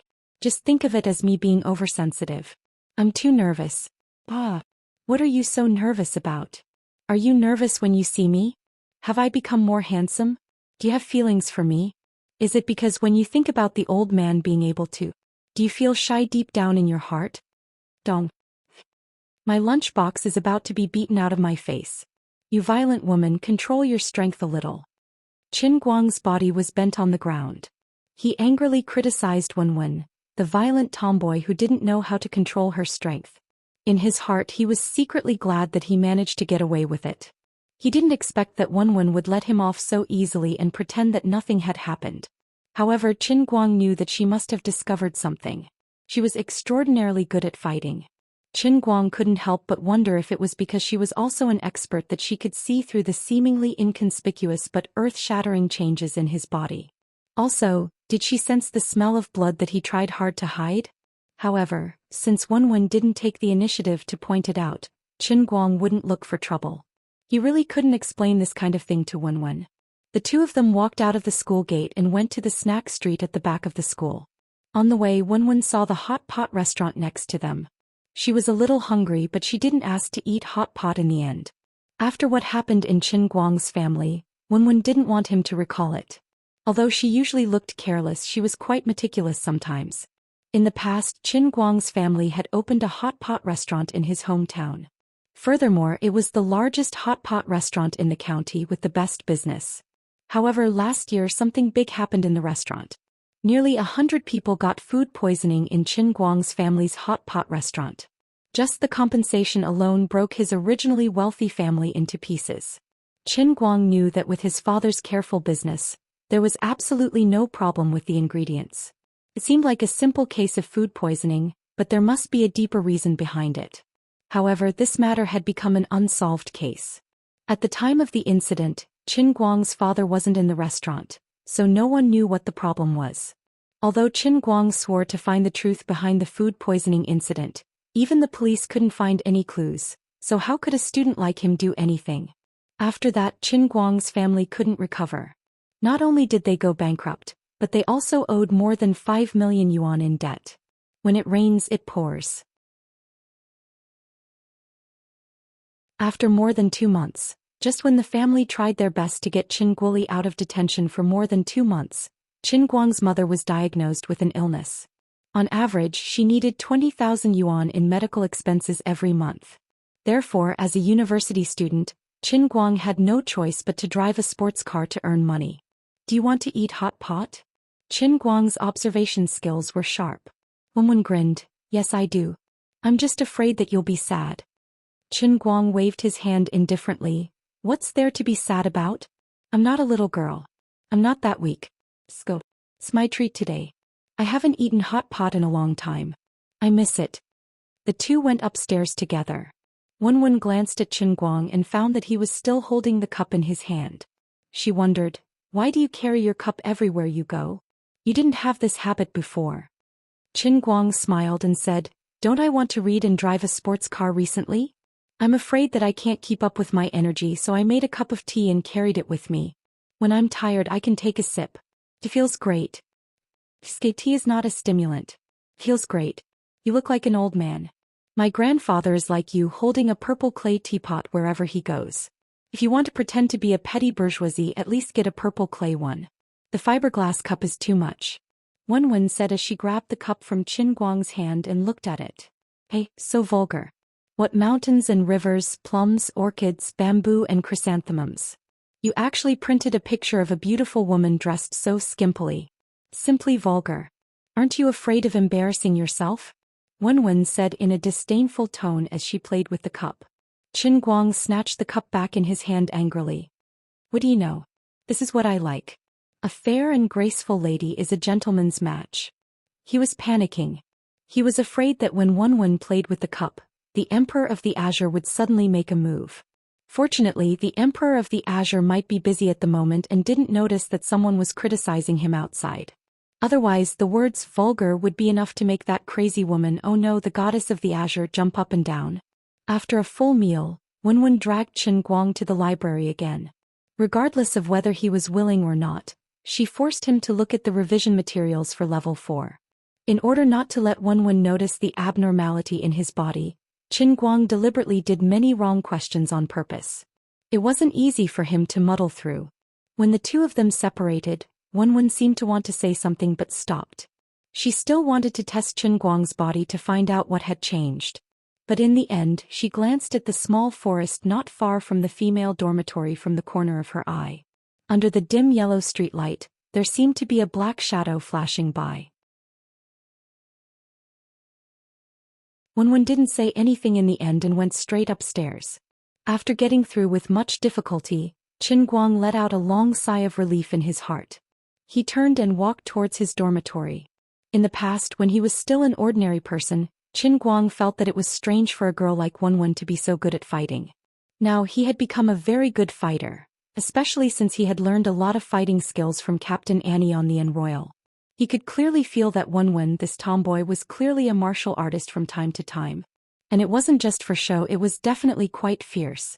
He had never asked her what her family did. He only knew that she had a very powerful background and was very powerful. Now it seemed that it wasn't that simple. Just as he walked forward with his head down in a daze, two people suddenly appeared in front of him and blocked his way. Looking up, it was actually Xianxia again. He brought people to stir up trouble again. He was like a ghost that wouldn't go away. Last time he had brought 5 sports students with him, but they were beaten to a pulp by him. This time, Xianxia only brought 1 person and still dared to come. It seemed that he had found an expert. At this time, Qin Guang was walking to the small path behind the male dormitory. At this time there weren't many people coming and going. Of course, even if he was seen, Xianxia didn't care. No one in the school dared to interfere with his affairs. Qin Guang, you won't be so lucky this time. Xianxia stood there with his hands crossed, a sneer on his face. The person beside Xianxia wasn't tall, only 1.75 meters, a little shorter than Qin Guang. He didn't look very strong, but the martial arts suit he was wearing revealed his identity. He was a martial artist. This person had his hands behind his back, his face raised high, his nostrils facing Qin Guang, his eyes slanted, his legs slightly open, and a pair of cloth shoes on his feet. Although he wasn't tall or strong, but this simple movement and posture gave people a feeling that he would hurt people at any time.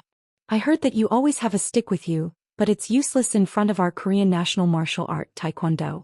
I will break every bone in your body inch by inch. The man spoke in broken Chinese and arrogantly said, Taekwondo. Qin Guang raised his eyebrows. This time the person Xianxia found was really a professional. But so what? I don't have a stick with me, but so what? Chin Guang, this is the president of our school's Taekwondo club, Mr. Kim Jongpan from Korea, 3rd Dan black belt. Later you can have a good taste of Mr. Kim's skills.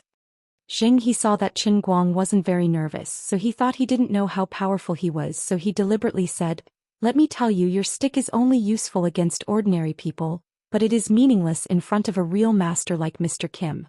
Mr. Kim, do it, break his legs."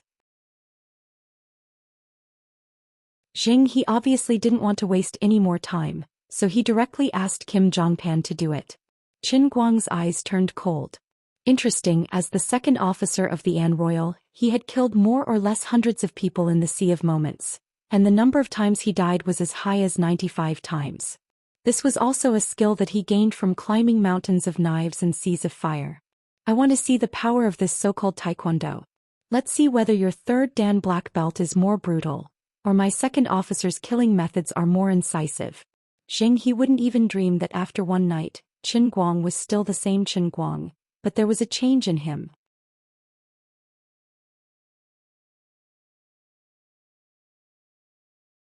Chapter 12. In another corner that no one noticed, Wenwen was stretching her head and looking over. If it was in the past, seeing that Chin Guang was blocked by He and his men, Wenwen would have already rushed out. But today Chin Guang gave Wenwen a different feeling. She also wanted to see what changes had happened to Chin Guang. However, the moment Kim Jongpan made his move, Wenwen's heart tightened and she wanted to rush out. Because she could clearly see that Kim Jongpan's move was extremely ruthless. It was obvious that he wanted to severely injure Chin Guang the moment he came. Damn it, he wanted Chin Guang's life. Although she already knew that he was arrogant and domineering, Wenwen really didn't expect him to be so daring.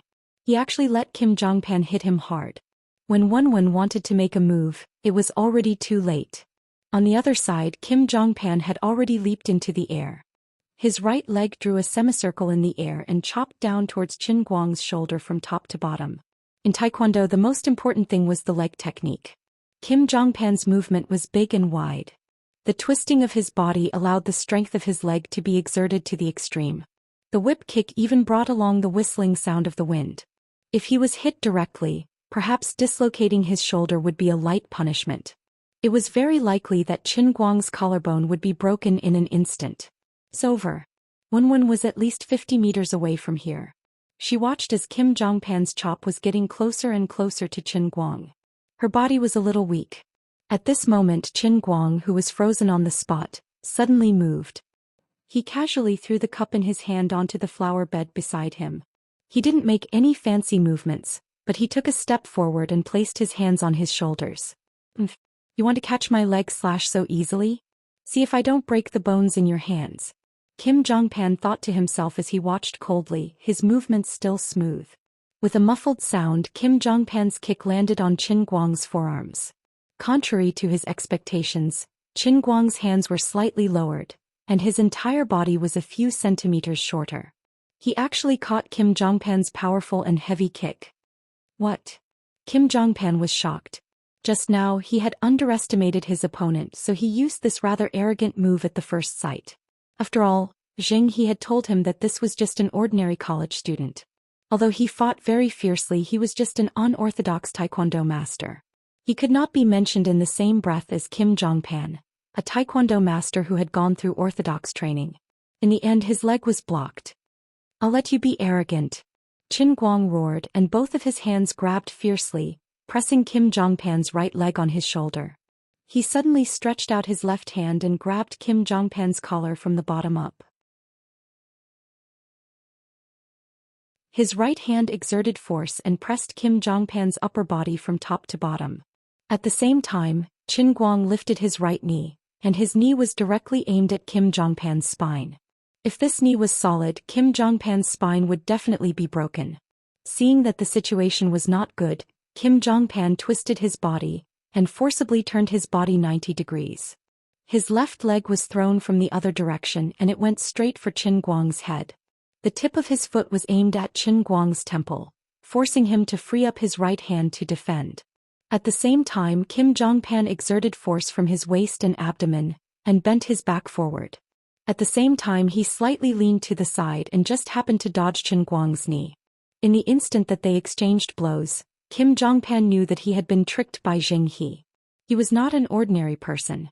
Although he did not know what sect this guy was from, the methods he had displayed showed that this person was definitely an expert. His reaction was extremely fast and his methods were fierce. Even if he did not know what sect he was from and could only be classified as unorthodox, this was definitely an unorthodox method that had been tempered hundreds and thousands of times. It was a real killing method, and in terms of realm, it did not lose to the so-called Korean Judo or Taekwondo at all. However, after I break free, I can still use my mid-range leg technique to defeat him. Just as Kim Jongpan was thinking about this, after blocking his left leg with his right hand, Qin Guang actually used both his left and right hands to grab both of his legs. Then he pounced forward and with force from both hands he grabbed Kim Jongpan and threw him straight down. Moreover, because Qin Guang was moving straight forward as he swung Kim Jongpan's body like a hammer, Kim Jongpan's back slammed into Zheng He, who was watching from behind in a daze. Zheng He could not dodge in time and was hit by Kim Jongpan's back. On the other side, Qin Guang had already let go. Taking advantage of the moment when the two of them collided, his body retreated slightly and he raised his leg again. A powerful and heavy kick landed on Kim Jongpan's lower abdomen. With a pu sound, Kim Jongpan felt as if his intestines were about to be kicked out. He was blasted backward by the force and he slammed into Zheng He, who had already fallen to the ground. Cough, cough, cough, cough, cough. Kim Jongpan turned over, clutching his stomach as he lay on the ground, coughing desperately. Qin Guang's kick had already left him with internal injuries, causing him to lose the ability to resist for a moment. A moment of underestimation caused Kim Jongpan to suffer a crushing defeat. Although Qin Guang's methods did not have any patterns and seemed very barbaric, it was still effective. This was the fighting technique that he had learned on the An Royal for 20 years. It did not need to be fancy nor did it have any style, but it was extremely practical. If it was not for the fact that he did not have a suitable weapon in his hands, Kim Jongpan would have been a corpse on the ground by now if he really fought with his life on the line. Wenwen, who was rushing forward, suddenly stopped. With a flash, she hid behind a big tree. Her heart was pounding.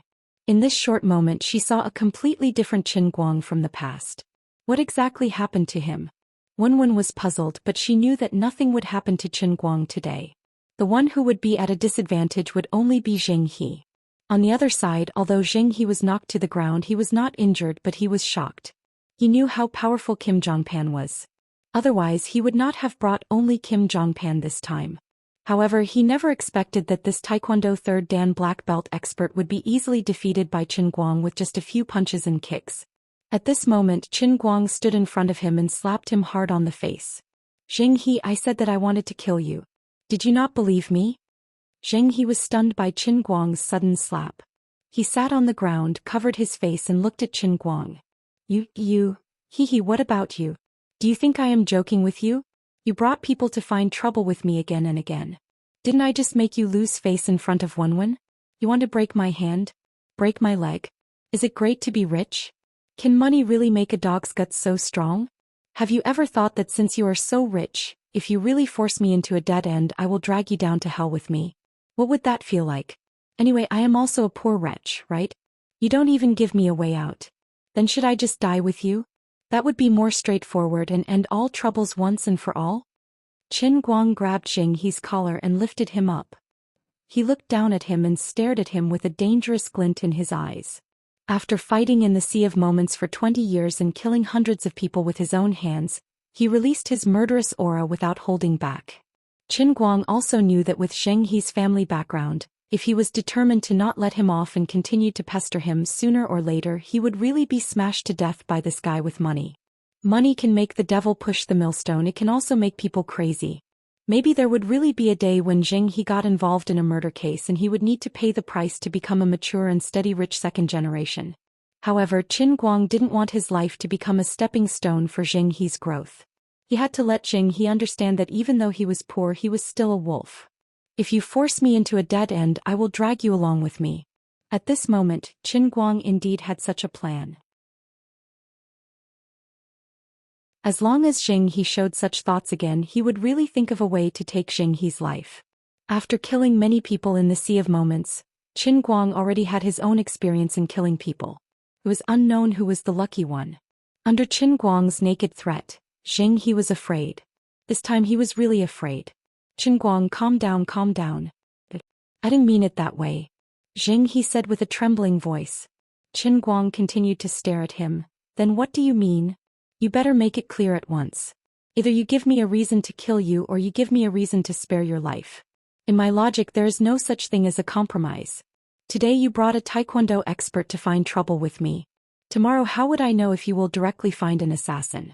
After all, in your eyes you can do whatever you want with money, right? Zheng He shook his head like a rattle drum. I didn't think that way, I really didn't. Fine, I will let you off today. I will warn you for the last time. If you are interested in Wenwen, then you can go chase her yourself. It has nothing to do with me. Of course, Wenwen wouldn't be interested in trash like you. As long as you don't come and bother me. Qin Guang threw Zheng He on the ground heavily. He turned around to pick up the heavenly holy grail and walked towards the dormitory. If it wasn't as a last resort, he wouldn't really kill Zheng He. Right now he was just threatening him. After all, this was the real world and not the Sea of Time. The lives in the real world were much more valuable than the lives in the Sea of Time. Qin Guang also wouldn't easily turn himself into a wanted criminal. There was still such a heavy financial pressure at home. He still had to support himself with his father. Wenwen, who was hiding behind a big tree, heard the last words that Qin Guang said to Zheng He. Bitterness appeared on her face. Did he really think that way? It doesn't matter if others come to chase me? Although she didn't know why Qin Guang's body would have such a change, Wenwen knew that she couldn't take the initiative to ask him. Perhaps one day when he was willing to take the initiative to tell her, he would naturally tell her. Why should she ask? Even if he was much better at fighting than before, the two of them were still people from different worlds, weren't they? His thoughts weren't wrong. Before returning to the female dormitory, Wenwen's gaze turned towards the small forest at the side. After a moment of silence she said, "Second uncle, help me give a call to Jing Yunhao from New Ray. Tell his son to behave himself and not do anything too out of line. Otherwise I won't be so easy to talk to. Little one, that Qin Guang has hidden himself very well.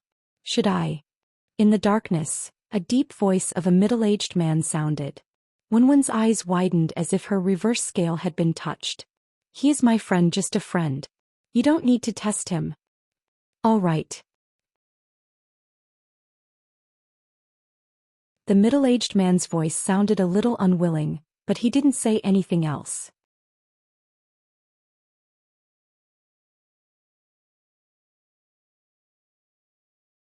Chapter 13. In the end, second uncle didn't listen to Wenwen's request. Although his duty here was to secretly protect Wenwen's safety in the family, he was Wenwen's elder, not her follower or bodyguard. It was impossible for him to completely follow Wenwen's arrangements. Especially when he suddenly discovered that Qin Guang, who had been close to Wenwen for 3 whole years, seemed to have changed into a different person overnight. This kind of earth-shaking change, Wenwen could still hold it in. However, second uncle was an old man and had seen a lot of things, but he had never heard of such a thing. Qin Guang's change was too big and it made him instantly alert. Therefore, second uncle felt that there was only one possibility, and that was that this Qin Guang wasn't an ordinary person from the beginning.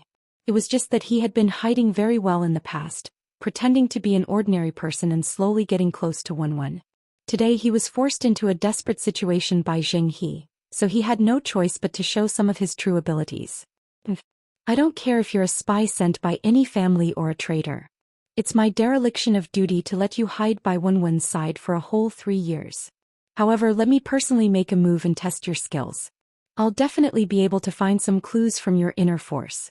Don't even think about hiding anymore." Looking at the middle-aged man in linen clothes in front of him with lean short hair, Qin Guang felt creepy. He also didn't know what was going on. Today after the run he didn't go to find Wenwen, but went straight back to the dormitory. In the end he met this man on the way back. This strange middle-aged man opened his mouth and asked Qin Guang to go to the remote grove behind the dormitory to have a heart-to-heart talk. Faced with this kind of excessive, unreasonable request, Qin Guang at that time refused. "I'm not familiar with you. You're already so old and your arms and legs are old. What if I deal with you like how I dealt with Kim Jongpan and accidentally injure you?" Qin Guang expressed extreme disdain towards this middle-aged man. However, his aloofness and arrogance persisted until this man slapped a birch tree that was as thick as the mouth of a bowl, leaving a 2-finger-deep palm print on the tree trunk. Then the tree collapsed with a loud bang. Qin Guang only wanted to say 2 words in his heart about the middle-aged man's attitude and means when he invited him to have a heart-to-heart talk. "Uncle, let's talk this out. Don't get physical, okay? We are both cultured people and we have to be reasonable in everything. I respect you as an elder and I will not go against what you say." It was impossible for Qin Guang to remain calm. Although he was the second officer of the An Royal, and although he was quite good at fighting and had taken advantage of the fact that Kim Jongpan had underestimated him yesterday, he had easily defeated this so-called third Dan Taekwondo black belt. But I'm still a normal person. Tell me, why did you leave a palm print on the tree with just 1 slap? If you're so powerful, why didn't you say so earlier? You want to ask me something in the woods? Although I don't know what you want to do, I can't just not give you some face. Standing beside the woods, the cool summer breeze blew on Qin Guang's body, making him feel chilly. "Mister, if you have something to say, just say it. There's no one else here, so there's no need to go into the woods, right?" Stopping at the edge of the woods, Qin Guang was unwilling to take another step forward. Based on his understanding of the school's surveillance system, the 2 of them were standing at the boundary of the surveillance cameras. If anything happened here, they would be able to find traces from the surveillance cameras. If he really followed this person into the woods like a fool, he was afraid that he would really be at the mercy of this person. This uncle's strength was too frightening, he had no choice but to be afraid. The reason why he was willing to follow this strange person a few steps was because Qin Guang had fought in the Sea of Moments for 20 years, so he was very sensitive to the killing intent of others. Although the middle-aged man had a rigid, zombie-like face, he did not reveal any real killing intent. Although he did not know where he came from, there shouldn't be any irreconcilable hatred between them. Cowardly rat. Seeing that Qin Guang did not even dare to follow him into the woods, the second uncle only snorted coldly, then suddenly turned around and punched towards Qin Guang's abdomen. At this moment, Qin Guang felt his hair stand on end. This person's seemingly simple punch actually gave him a feeling that he could not resist. In the Sea of Moments, although Qin Guang had not gone through any systematic training, he had experienced tens of hundreds of battles and faced many life-and-death situations. But this was the first time he had felt this way because of someone else's punch. So savage. Before he could think about what was going on, Qin Guang raised his hands and blocked in front of the middle-aged man's fist. With a bang, Qin Guang was forced back several steps by the force of the punch, his back hitting a tree before he could barely stabilize himself.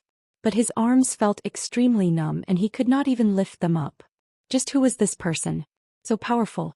When he was hit, other than the man's own strength, there seemed to be a strange force circulating in his hands for a short period of time. If it wasn't for his quick reaction, he would have been injured by taking a few steps back and dispersing the man's strength.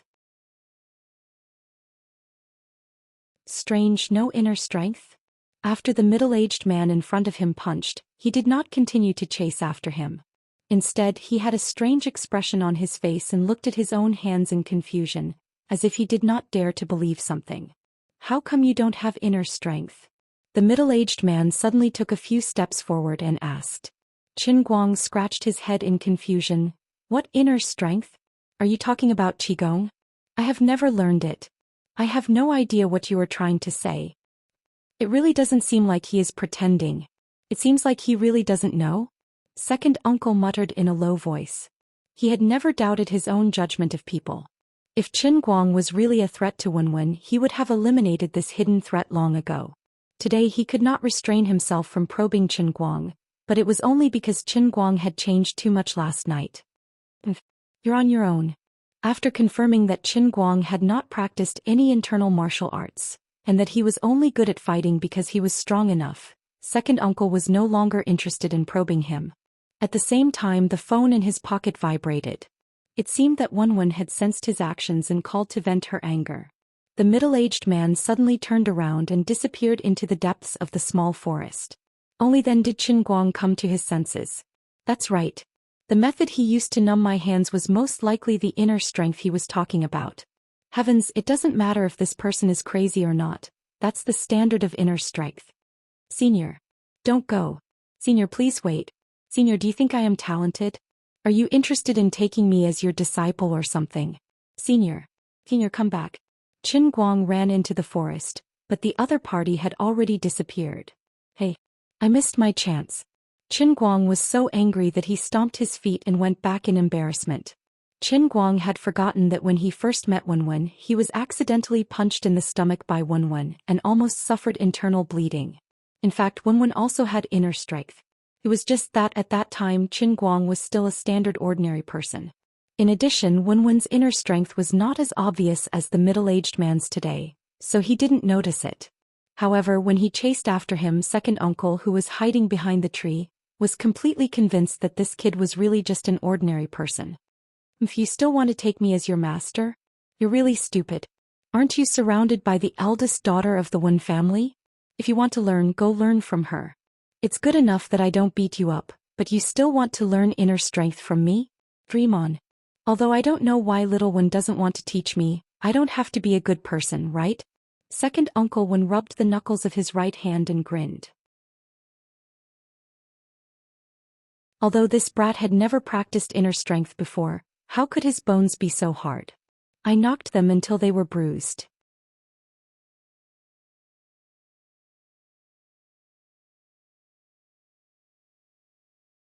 Chapter 14. For the next 2 days, Qin Guang's life didn't seem to have changed much. The person was still the same person, the car was still the same car. When he was in a good mood, he would go to class. When he was in a bad mood, he would run a car and earn a few $100s.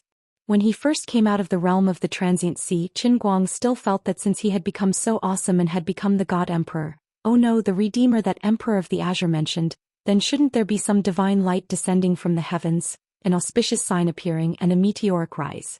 This kind of thought was the most intense after he easily knocked Kim Jongpan to the ground with just a few punches and kicks. Of course, just as he was about to float away, second uncle Wen taught him a lesson. Yes, you are indeed a redeemer. After being tempered by the realm of the transient sea, you are no longer the same as before, but you still can't leave such a deep mark on the tree with just one slap. But what really made Qin Guang slowly wake up was not only this matter, but in these few days he realized that he didn't become particularly cool. The matters at home were still there, the financial gap was still so big, he didn't have the ability to cure his mother's illness, and he also didn't have the ability to wave his hand and make a few million to pay off his debts.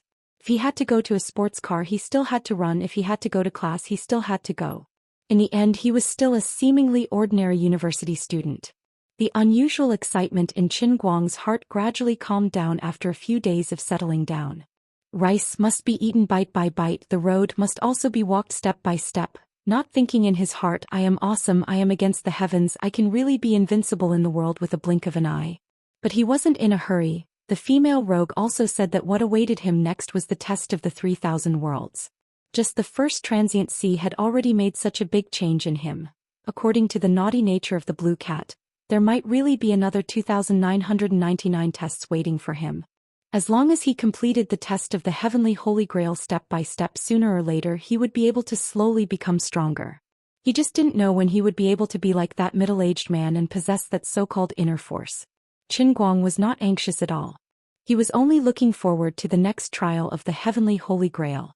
Although the female gangster was not very reliable and spoke without rhyme or reason, the power of the heavenly Holy Grail could not be faked. In the blink of an eye, it was the weekend. While Bai Nyangzi, Xiong'e, and Xiao Linzi were happily playing Dota 2, Qin Guang drove out early. Children from poor families should take charge of the household early. The time to pay the medical fees to the Puss Corporation was getting closer and closer. Yesterday, Qin Guang and his dad checked the accounts together. There was still a gap of about 1,000 yuan in cash. Qin Guang planned to take advantage of the weekend to run more trips. By next Tuesday he should be able to collect the 1,000 yuan. He was a little tired. After calculating, he would have to run for at least 20 hours in these 2 days. But with his current physical condition he should be able to withstand this kind of continuous driving. If he were to say tired, how could he not be tired? But if he were to say bitter, Qin Guang did not feel bitter at all. He knew that every kilometer he ran now was like a pill entering his mother's mouth.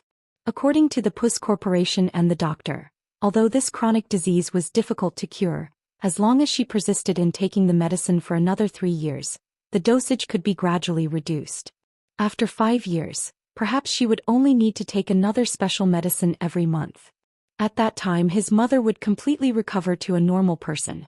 Thinking of this, Qin Guang felt that his hand holding the steering wheel became stronger. At this time he was slowly circling the road around Painting Lake. He had just gotten off the car here.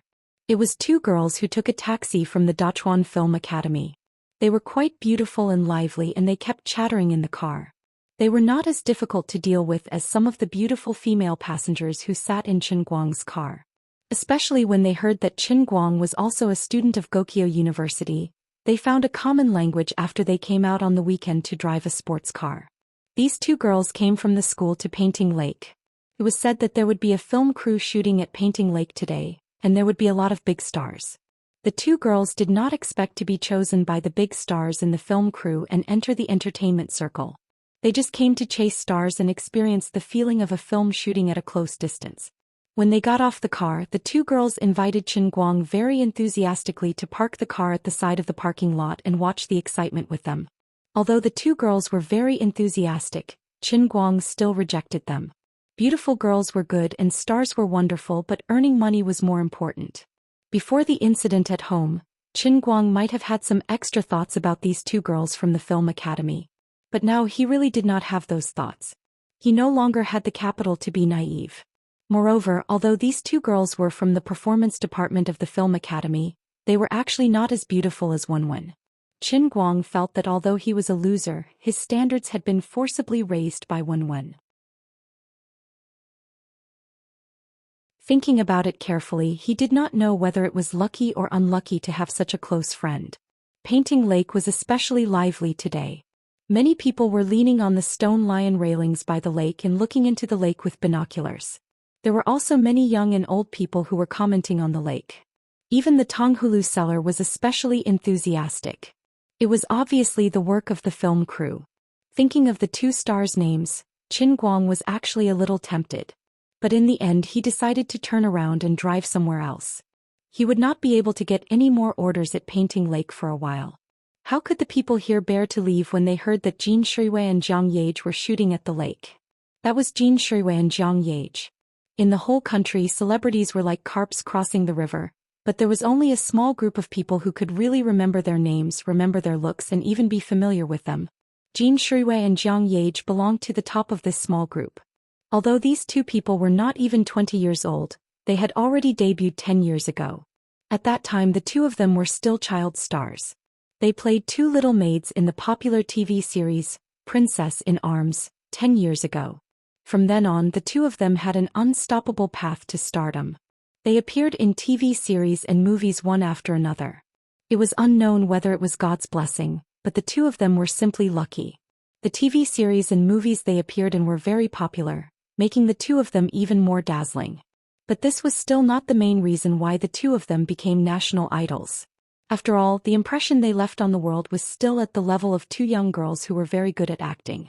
In this world they were not the only ones who could act. It was not until 2 years ago that the 2 of them released a music album as an idol group for the first time. Only then did the world realize that the 2 young girls who were thought to only be able to act could actually sing so well. What was even more commendable was that they wrote and composed nearly half of the songs in their albums. At the end of the year, the duo Left and Right Hand swept the annual Golden Melody chart in one fell swoop, winning 3 awards: Best Album, Best Artist Group, and Best Single. Everyone suddenly realized that not only could they sing and write songs, but they really had the ability of a music industry superstar. The result of the blossoming of film, television, and singing pushed the 2 young girls who were only 18 years old at that time to the peak. The world finally understood that the 2 young girls who were very good at acting were not simply good at singing. The fact that they swept the Golden Melody Awards was a direct reflection of their ability and excellent market response. For a moment, there was a burst of exclamation in the music industry. The film and television industry was even more surprised. These 2 young girls actually had this kind of talent behind the scenes. They were good at acting at the level of a movie queen. They were good at singing at the level of a heavenly queen. They were good at composing at the level of a master. When so many factors appeared in the same 2 people, The brewing chemical reaction was beyond imagination. Since then, no one could stop the left and right hand from sweeping the country. In addition, Jin Shiyue had a gentle temperament. Every move she made exuded the aura of a lady from a respectable family. Jiang Yage was cheerful and lively. Just by standing there, she made people feel that she was full of energy. The two of them had their own characteristics. Ever since their debut, there had never been any negative rumors about them. This made the left and right hand duo become an idol and strength duo that was suitable for all ages. Although Qin Guang was not a fan of celebrities, he had long heard of these two names. When he drove, he would occasionally play the duo's songs. They were indeed very pleasant to listen to. However, celebrities were like the clouds in the sky. No matter how beautiful they looked, they couldn't be seen or touched. So it was better for him to earn some money to support his family. Just as Qin Guang sighed, a violent explosion came from the lake, as if something had exploded. Immediately, the crowd surrounding the stone lion fence suddenly let out a burst of screams. The screams came abruptly, but they came one after another. Some timid girls even screamed at the top of their lungs while their bodies went limp and they lay on the ground crying. Qin Guang's heart trembled. Something had happened.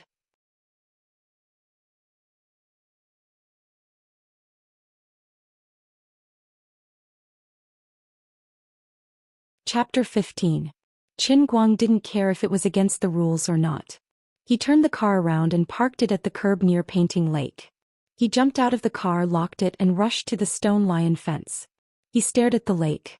In the middle of the lake, a pleasure boat was teetering on the verge of collapse.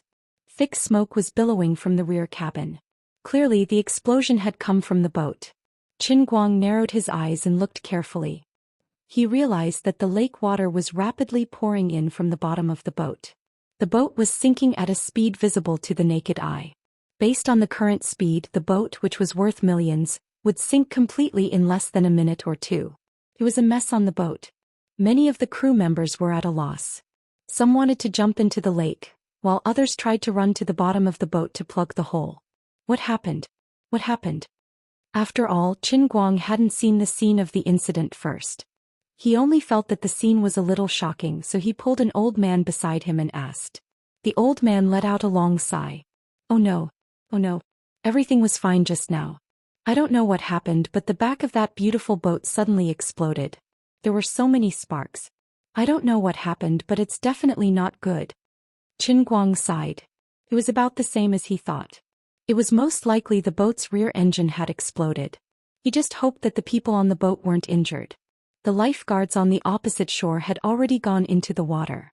Some onlookers who knew how to swim also took off their clothes and prepared to go into the water to save people. The crew was filming on the boat. There were at least 30 to 40 people on it, and there were definitely a few who knew how to swim. Looking at the location of the explosion, no one was injured. With so many people going into the water, there shouldn't be any deaths. This was a matter of human fate. People were made of flesh. Although he wasn't familiar with the people on the crew, he was relieved after confirming that nothing serious would happen to them. Just at this moment, someone cried out in alarm. That's not right. Something doesn't seem right. When the explosion happened, the two beautiful female celebrities were still hanging from the wire. That's right, look over there, the two of them are still in midair while holding each other's hand. Jin Shiyue and Jiang Yage were the prettiest female stars in the crew. Qin Guang looked up. Sure enough, the two girls were dressed in ancient chivalrous costumes. They were hugging each other in mid-air, trembling in fear. Jin Shiyue seems to be trying to help Jiang Yage untie the wire with trembling hands. However, the more nervous she is, the more her hands tremble. After searching for a long time, she can't even find the end of the wire rope on Jiang Yage. It just so happened that the pleasure boat was in a mess. Everything had happened so suddenly that everyone's minds were in a mess. No one remembered to put the two of them down. Director Big Beard, on the other hand, was calm. He was yelling at the top of his lungs as if he was pushing a prop master towards the console, trying to get him to put the two girls down. It's definitely those two. This bunch of idiots, why are they panicking? As a fan of the two of them, Qin Guang's heart couldn't help but tighten. The pleasure boat was about to sink. Once it was completely submerged, it would be impossible to put the two girls down. The others might be able to escape from the pleasure boat, but the two of them were still tied to the boat by the wire. They were going to sink to the bottom of the lake. As the pleasure boat was in the middle of the lake, the lifeguards there had just entered the water. It was a few hundred meters away. By the time they swam to the boat, it would have sunk completely. D***it. I can't care so much anymore. Qin Guang was hot-headed. He started to take off his clothes. Luckily it was summer. He was only wearing a t-shirt. Unfortunately, he was wearing pants because of the company's requirements. At this critical moment, there was nothing to be embarrassed about. He quickly took off his pants. Qin Guang stuffed his clothes and pants into the hands of the old man who was talking to him earlier. He said, "Old man, help me carry my things. I'm going to save them." After saying that, Qin Guang, wearing only his underwear, stepped onto the stone lion fence and dove into the lake. The water was at least 6 to 7 meters above the stone lion fence. Qin Guang dove into the water. His posture in the water was a perfect 80. He didn't make a big splash. He twisted his body in the water. Using the momentum of the water, he jumped far away like a fish. After living in the Sea of Moments for 20 years, he had turned a non-swimmer into a non-swimmer. This couldn't be helped. There was no land in the Sea of Moments. Almost everyone knew how to swim from birth. When Qin Guang told Captain Annie that he didn't know how to swim, the violent female captain only did one thing. She lifted her leg and kicked Qin Guang into the sea. In a world without land, swimming was the same as walking. It was a basic survival skill. 10 seconds later, Qin Guang was back on the surface of the water. He started to wave his arms and swim forward. His legs hit the surface of the water rhythmically. Every time his sturdy arms paddled, he would fiercely rush forward. He was simply like a speedboat. He set off half a minute later than the lifeguards on the other side. However, it didn't take long for him to surpass the lifeguards. Qin Guang's astonishing swimming speed caused the onlookers on his side to cry out in surprise. On the other side, the boat had already started to tilt to the side. Many people had already fallen into the water. However, what really worried people were the two girls who were still tied to the wire. Just when Qin Guang was about 50 meters away from the boat finally flipped over with a loud bang. The luckier ones who were still on the pleasure boats were able to jump out from the side of the boat. The unluckier ones were knocked down by the things on the flipped pleasure boats, causing them to sink into the water. Perhaps there were even more unlucky ones who had their clothes hooked on. Of course, no one was as miserable as the two female celebrities who were still tied to the wire. These two people were the highest from the water. As the boat flipped over, the two of them were slapped on the water one after the other. With 2 slaps, they were dragged into the water by the pole of the wire. For a moment, screams and screams could be heard all around the lake. Director Big Beard seemed to know how to swim. He desperately paddled along the side of the boat, then clenched his teeth and dived into the water again. The people in the crew who knew how to swim did the same, but they weren't professional frogmen. Moreover, they were trying to save people on a boat that was sinking. It was more likely that they would be accidentally crushed by the boat and lose themselves. In the end, their efforts would only be in vain. If that was the case, everyone else could still be saved. However, Jin Shuiwei and Jiang Yage were in a dangerous situation. Qin Guang felt a strong wave coming towards him and knew that the boat had finally sunk. He clenched his teeth and increased the speed at which he swung his arms. He adjusted the rhythm of his breathing. He was really in his best swimming state. Who is that? He's so fast. At that moment, the people on the other side finally noticed Qin Guang, who was quickly approaching. The people with binoculars could even clearly see the anxious expression on Qin Guang's face from time to time as he paddled quickly. At that time, the nearest lifeguard was at least 100 meters away. For a moment, many people put their hopes on Qin Guang. No one knew who started it, but cheers gradually came from the shore. Without anyone directing them, the cheers slowly became uniform. This wasn't the Olympics, but they weren't fighting for time but human lives. The two people were now completely submerged. Although the water quality of Painting Lake was good, the visibility was less than 3 meters. Just the pole of the wire was more than 3 meters high. Qin Guang knew that although there were many people in the water, he was the only one who could save Jin Shuiwei and Jiang Yage in the water. There was no other reason. Since he was in this situation, he had to save the lives of these two people no matter what. Finally, he got close to the boat. At that moment, the boat was completely turned upside down. Even the bottom of the boat was already more than a meter underwater. Qin Guang calculated the time. Since Jin Shuiwei and Jiang Yage had sunk into the water, it had been about 20 seconds. Every second was a matter of life and death. With a fierce plunge, Qin Guang dove into the water. You guys have to hold on a little longer.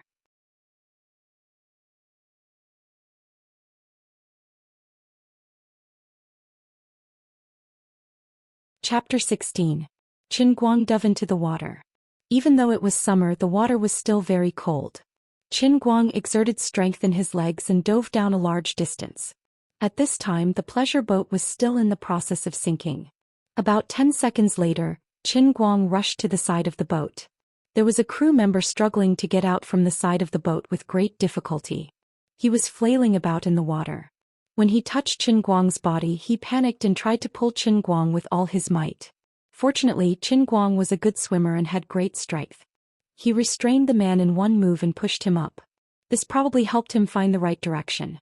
The rest would probably have to rely on him to swim to the surface. Qin Guang struggled to open his eyes in the water. He narrowed his eyes and looked around. He took in the current situation and made a decision in his heart. Underwater, even though it was afternoon, visibility was very low. Qin Guang could only vaguely see 3 people struggling under the deck of the pleasure boat. These people might have been pushed down by the boat, or their clothes or pants might have been caught by the structure of the boat, or they might have been injured in the process of the boat toppling and couldn't break free. There were 2 other people further down. They must be Jin Shuiwei and Jiang Yage. Before they sank into the water, the 2 of them were tightly hugging each other. However, it seemed that the shock when they hit the surface of the water was too strong, and the 2 of them were separated.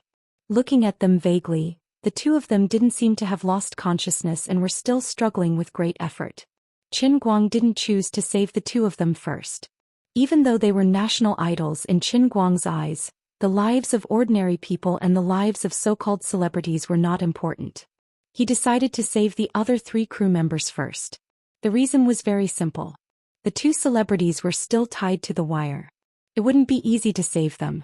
They were all human lives. It would be easy to save them first. If he could save one more person, it would be one more person. As for who would survive and who would die in the end, Qin Guang couldn't care less. After all, he wasn't familiar with any of the 5 people trapped in the water. He wasn't a saint. If it was Wen, his roommates, or even his classmates, Qin Guang would definitely save those who were closer to him first. It didn't take much effort to save the first 3 people. It only took about 30 seconds. He pulled them out. Just like the previous person, he just pushed them to the surface. At this time, the lifeguards should be almost there. When Qin Guang pushed them out, he helped them adjust their sense of direction. They basically just had to follow the direction Qin Guang gave them. People who had drowned before would understand that people who didn't know how to swim would quickly fall into a state of panic when they sank into the water. They would easily lose their sense of direction. In addition, people would always have a strong desire to breathe. However, when they sank into the water, their minds would be blank. There was only a strong desire to survive burning. However, it was this desire to survive that made things worse. The more they wanted to live, the more they struggled. They desperately wanted to breathe. They desperately opened their mouths to breathe, but they could only let the water flow through their nostrils and mouth into their stomachs. If there was no one to stop them, it was possible that they would struggle deeper and deeper into the water. Qin Guang helped these people stabilize their bodies. He found the direction to go up and gave them a push to float. With the help of many professional lifeguards, they should be almost out of danger. Next, it was time to save the 2 celebrities who were in the most dangerous situation. At this time, the pleasure boat had sunk to a depth of about 10 meters. It was pitch black and they couldn't even see their fingers. Fortunately, Qin Guang remembered the position of Jin Shuiwei and Jiang Yage, who were tied to the wire. He moved along the other side of the deck. At this time, Qin Guang had been holding his breath for almost a minute. The 2 people had been holding their breath for 1 minute and 20 seconds. Their lives were in danger. In the darkness, when Qin Guang approached the 2 of them, he was blessed by the heavens that the 2 of them were together again. One of them seemed to have completely lost consciousness. The other person could barely move. In the dark, Qin Guang couldn't see who it was. However, the person who could move was hugging the other person. Her hands were weakly moving around behind her, as if she wanted to help the other person untie the wire. Qin Guang's sudden approach made the person who was still conscious ecstatic. She didn't know what she was thinking, but she suddenly pushed the woman in her arms into Qin Guang's arms. This woman. She actually wants me to save the other person and doesn't care about herself anymore. Oh my god. Qin Guang had seen his fair share of good and bad people, but he never imagined that there would be such a person in the world. In the face of a life and death crisis, there was actually someone who was willing to sacrifice herself and give the hope of survival to the other person. She didn't seem to think at all, nor did she have the slightest hesitation. She did it without hesitation. Before this, Jin Shuiwei and Zhang Yage were just two female celebrities who could sing well in his eyes. But this time it stabbed into the soft spot in his heart. He had long heard that the two of them grew up together. Although they weren't biological sisters, their relationship was deeper than family. Now it seemed that even real family members might not be able to do this. However, since he had swum all the way here and both of them were beside him, Qin Guang naturally couldn't only save one person. Imitating the previous woman's movements, Qin Guang felt around the unconscious person's body. He was not a professional and he didn't know how the wire rope was fixed on a person's body. He thought that there must be some special switch and it wouldn't be a simple rope knot. Time was tight and he didn't have any thoughts of not touching a man and a woman, nor did he have any evil thoughts. He searched the woman's body through the thin ancient dress, along the fixed band of the wire. He didn't even miss the crotch. After all, it was dark in the water. Sometimes even Qin Guang didn't know where he was touching. Finally, he found a secret button on the woman's lower abdomen. Seemed to be a bit tight. He had never operated this thing before, so he had to use brute force to pull it open. After freeing this person, Qin Guang held her with one hand and paddled to the woman who had floated 2 or 3 meters away with the other hand. At this time, another 10 seconds had passed, and the woman had not completely fainted. Her hands were still unconsciously touching her lower abdomen. However, her movements had become extremely slow, and even after touching for a long time, she still couldn't find the place. As Qin Guang approached, she seemed to suddenly wake up a little, and her body wrapped around Qin Guang like an octopus. Unfortunately, before she had time to hug him tightly, her body stiffened again. Her neck suddenly rose and her neck turned backward. This time she completely fainted. This posture made it convenient for Qin Guang. He first used his feet to clamp the other woman, and then stretched out his hands to touch the woman's waist and abdomen. He repeated the same trick and freed her from the wire. Immediately, Qin Guang pulled one woman with each hand and stepped on the wire support column. He suddenly kicked his legs, jumped out from the side of the boat and began to rush to the water. At this time, Qin Guang had been in the water for more than a minute and a half, and the two women had been drowning for nearly 2 minutes. Whether they could survive or not really depended on God's will.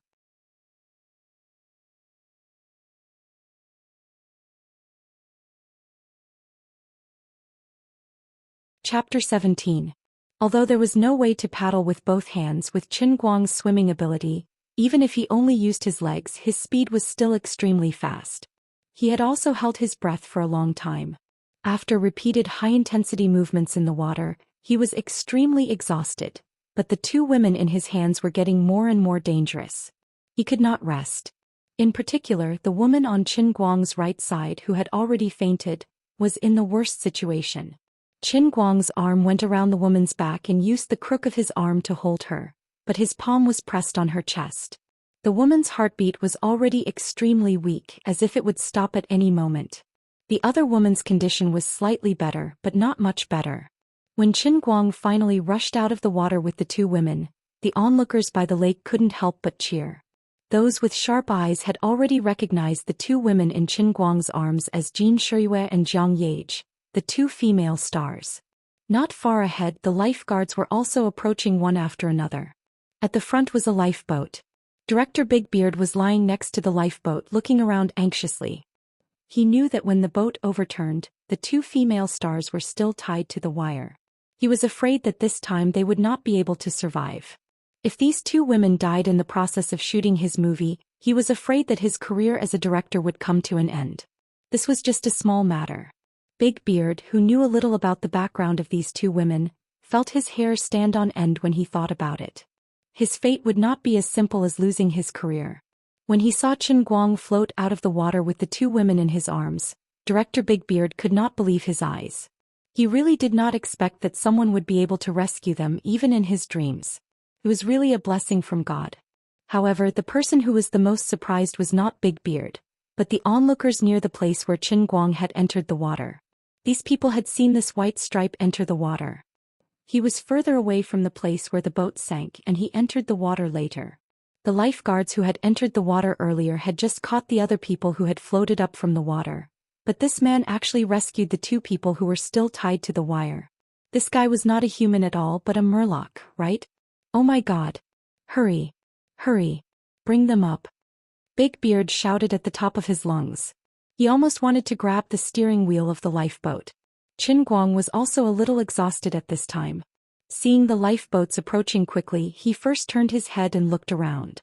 He first made sure that the 4 people he had sent up previously had lifeguards beside them, then he felt at ease. Immediately he continued to kick and grab the 2 people and lean towards the lifeboat. It had to be said that not everyone could be like Qin Guang, who could hold a bowl of water calmly in his heart. There was actually a lifeguard who tried to throw away the people in his hands and ran to help Qin Guang. When Qin Guang saw this, he was instantly furious. He kicked the water and shouted angrily, "What are you doing? Look at the people in your hands. Whose King life is not a life." Although his hands were pressed on the 2 stars' full breasts from beginning to end, it was not that he was reluctant to give up the tofu in his hands. With his swimming ability, he could have easily sent the 2 of them to the lifeboat by himself. The others had struggled to get up, but you left them behind and ran to me to do something meaningless. Do you still have the qualifications to be a lifeguard? Unless I can't hold on anymore, then that's more like it. The lifeguard was scolded by Qin Guang. He also knew that his actions were a bit excessive, so he quickly turned back and did his job. When he turned back to look in the direction of Qin Guang, his pupils shrank. So fast. You're so fast to catch 2 people. Who the hell are you? Are you an Olympic champion? In the blink of an eye, Qin Guang had actually rushed forward 5 or 6 meters and was already close to the lifeboat. Director Big Beard was about to reach out to pick them up, but Qin Guang's legs fiercely stepped on the water and his whole body jumped up half a meter. He threw the woman, who was in a better condition, onto the boat. This was an air cushion lifeboat, so there was no need to worry about people falling. Qin Guang himself and the other woman sank a little, but his left hand fiercely grabbed the side of the lifeboat and shouted, "You all go to the other side, I'm going to get on the boat." Big Beard and the other 2 people on the lifeboat knew that Qin Guang was going to exert force, so they quickly moved to the side. At this moment, Qin Guang exerted force with his left hand and jumped with himself and the woman in his right hand. He jumped onto the lifeboat like a carp leaping over the dragon gate. The lifeboat, which was originally not big, suddenly became a little crowded with 3 more people. Qin Guang sat next to the 2 women. Director Big Beard and the other 2 people didn't even have a place to stand. "Get out of the way. Get out of the way. These 2 people are going to die. Keep the air flowing. Are you the director? You look like a director. Is there anyone else in the water? Hurry up and see if everyone is here. Hurry up. We don't have much time." Qin Guang was completely in the zone. His mind was only thinking about saving these people, so his attitude was very bad. "I don't care who you are, I don't care what kind of director you are. I'm the 2nd officer of the An Royal. I've lived in a world without land for 20 years. I'm a professional. I want to save people." If it was a normal drowning accident, the lifeboats would be able to deal with it. Qin Guang was afraid that there were still people in the pleasure boat. In such an emergency situation, he couldn't count on anyone else. Qin Guang could only do it himself. Even though he knew that it was probably too late to go into the water, he still wanted to see the people, dead or alive. He was anxious. Being yelled at by a young man like Qin Guang, Director Big Beard's expression was sluggish. He was about to get angry, but when he saw the anxious expression on Qin Guang's face, he knew that Qin Guang was being kind and wanted to save people. He quickly came back to his senses, turned his head to look around the water, and shouted at the director of the 2nd lifeboat, "Old Ma, has everyone been saved? Is everyone here?" Old Ma shouted with a hoarse voice, "Everyone is here, everyone is here. Only Jin Shuiwei and Jiang Yage are left. Everyone is here, everyone is here." Director Big Beard's heart was slightly relieved, but when he turned his head to look at Jin Shuiwei and Jiang Yage, who were unconscious, his heart tightened again. The two of them have been in the water for the longest time, so they are in the most danger. Get to the shore. The doctors of the crew are on the shore. After saying that, Director Big Beard wanted to get closer, but Qin Guang pushed him away and grabbed the girl's chest with his left hand. He said anxiously, "It's good that everyone is here. Go away. Her heart has stopped. Don't block me from saving people. Get out of my way." Qin Guang was talking about the girl who had fainted first. At this time her condition was extremely bad. Once her heart stopped, it meant that she was about to die. At this time, Qin Guang recognized that she was Jin Shiyue, the sweet-tempered girl in the lefty and righty duo. When he heard Qin Guang say that Jin Shiyue's heart had stopped, Big Beard felt weak all over and almost fainted.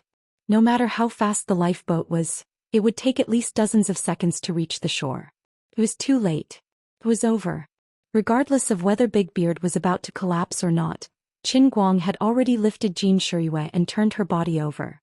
He half-knelt and pressed his knees against Jin Shiyue's abdomen. His hands pressed hard on her back and a stream of water was forced out of her mouth. At the same time, Qin Guang's right hand touched her back and found the hidden button of her bra. He didn't have time to take off her clothes, so he used his hands to break the button. Immediately, Qin Guang laid Jin Shiyue down, leaned down and put his mouth in front of Jin Shiyue. Both of his hands were pressed on her body. Left hand on her chest, right hand on her abdomen. His right hand first exerted force, then his left hand pushed up diagonally, and another stream of water came out of her mouth. With these two seemingly simple movements, Qin Guang had already squeezed 70 to 80% of the water out of the woman's abdomen. Qin Guang's movements were unbelievably skillful. Director Big Beard saw that there was a chance, so he could only pin all his hopes on Qin Guang, who looked like a professional at first glance. Although in his heart he secretly felt that when this guy was saving people he took advantage of them as if they didn't cost him anything. His actions of touching a dignified celebrity was really a bit. But Qin Guang's eyes were extremely clear without any unnecessary feelings. Big Beard didn't want to interrupt.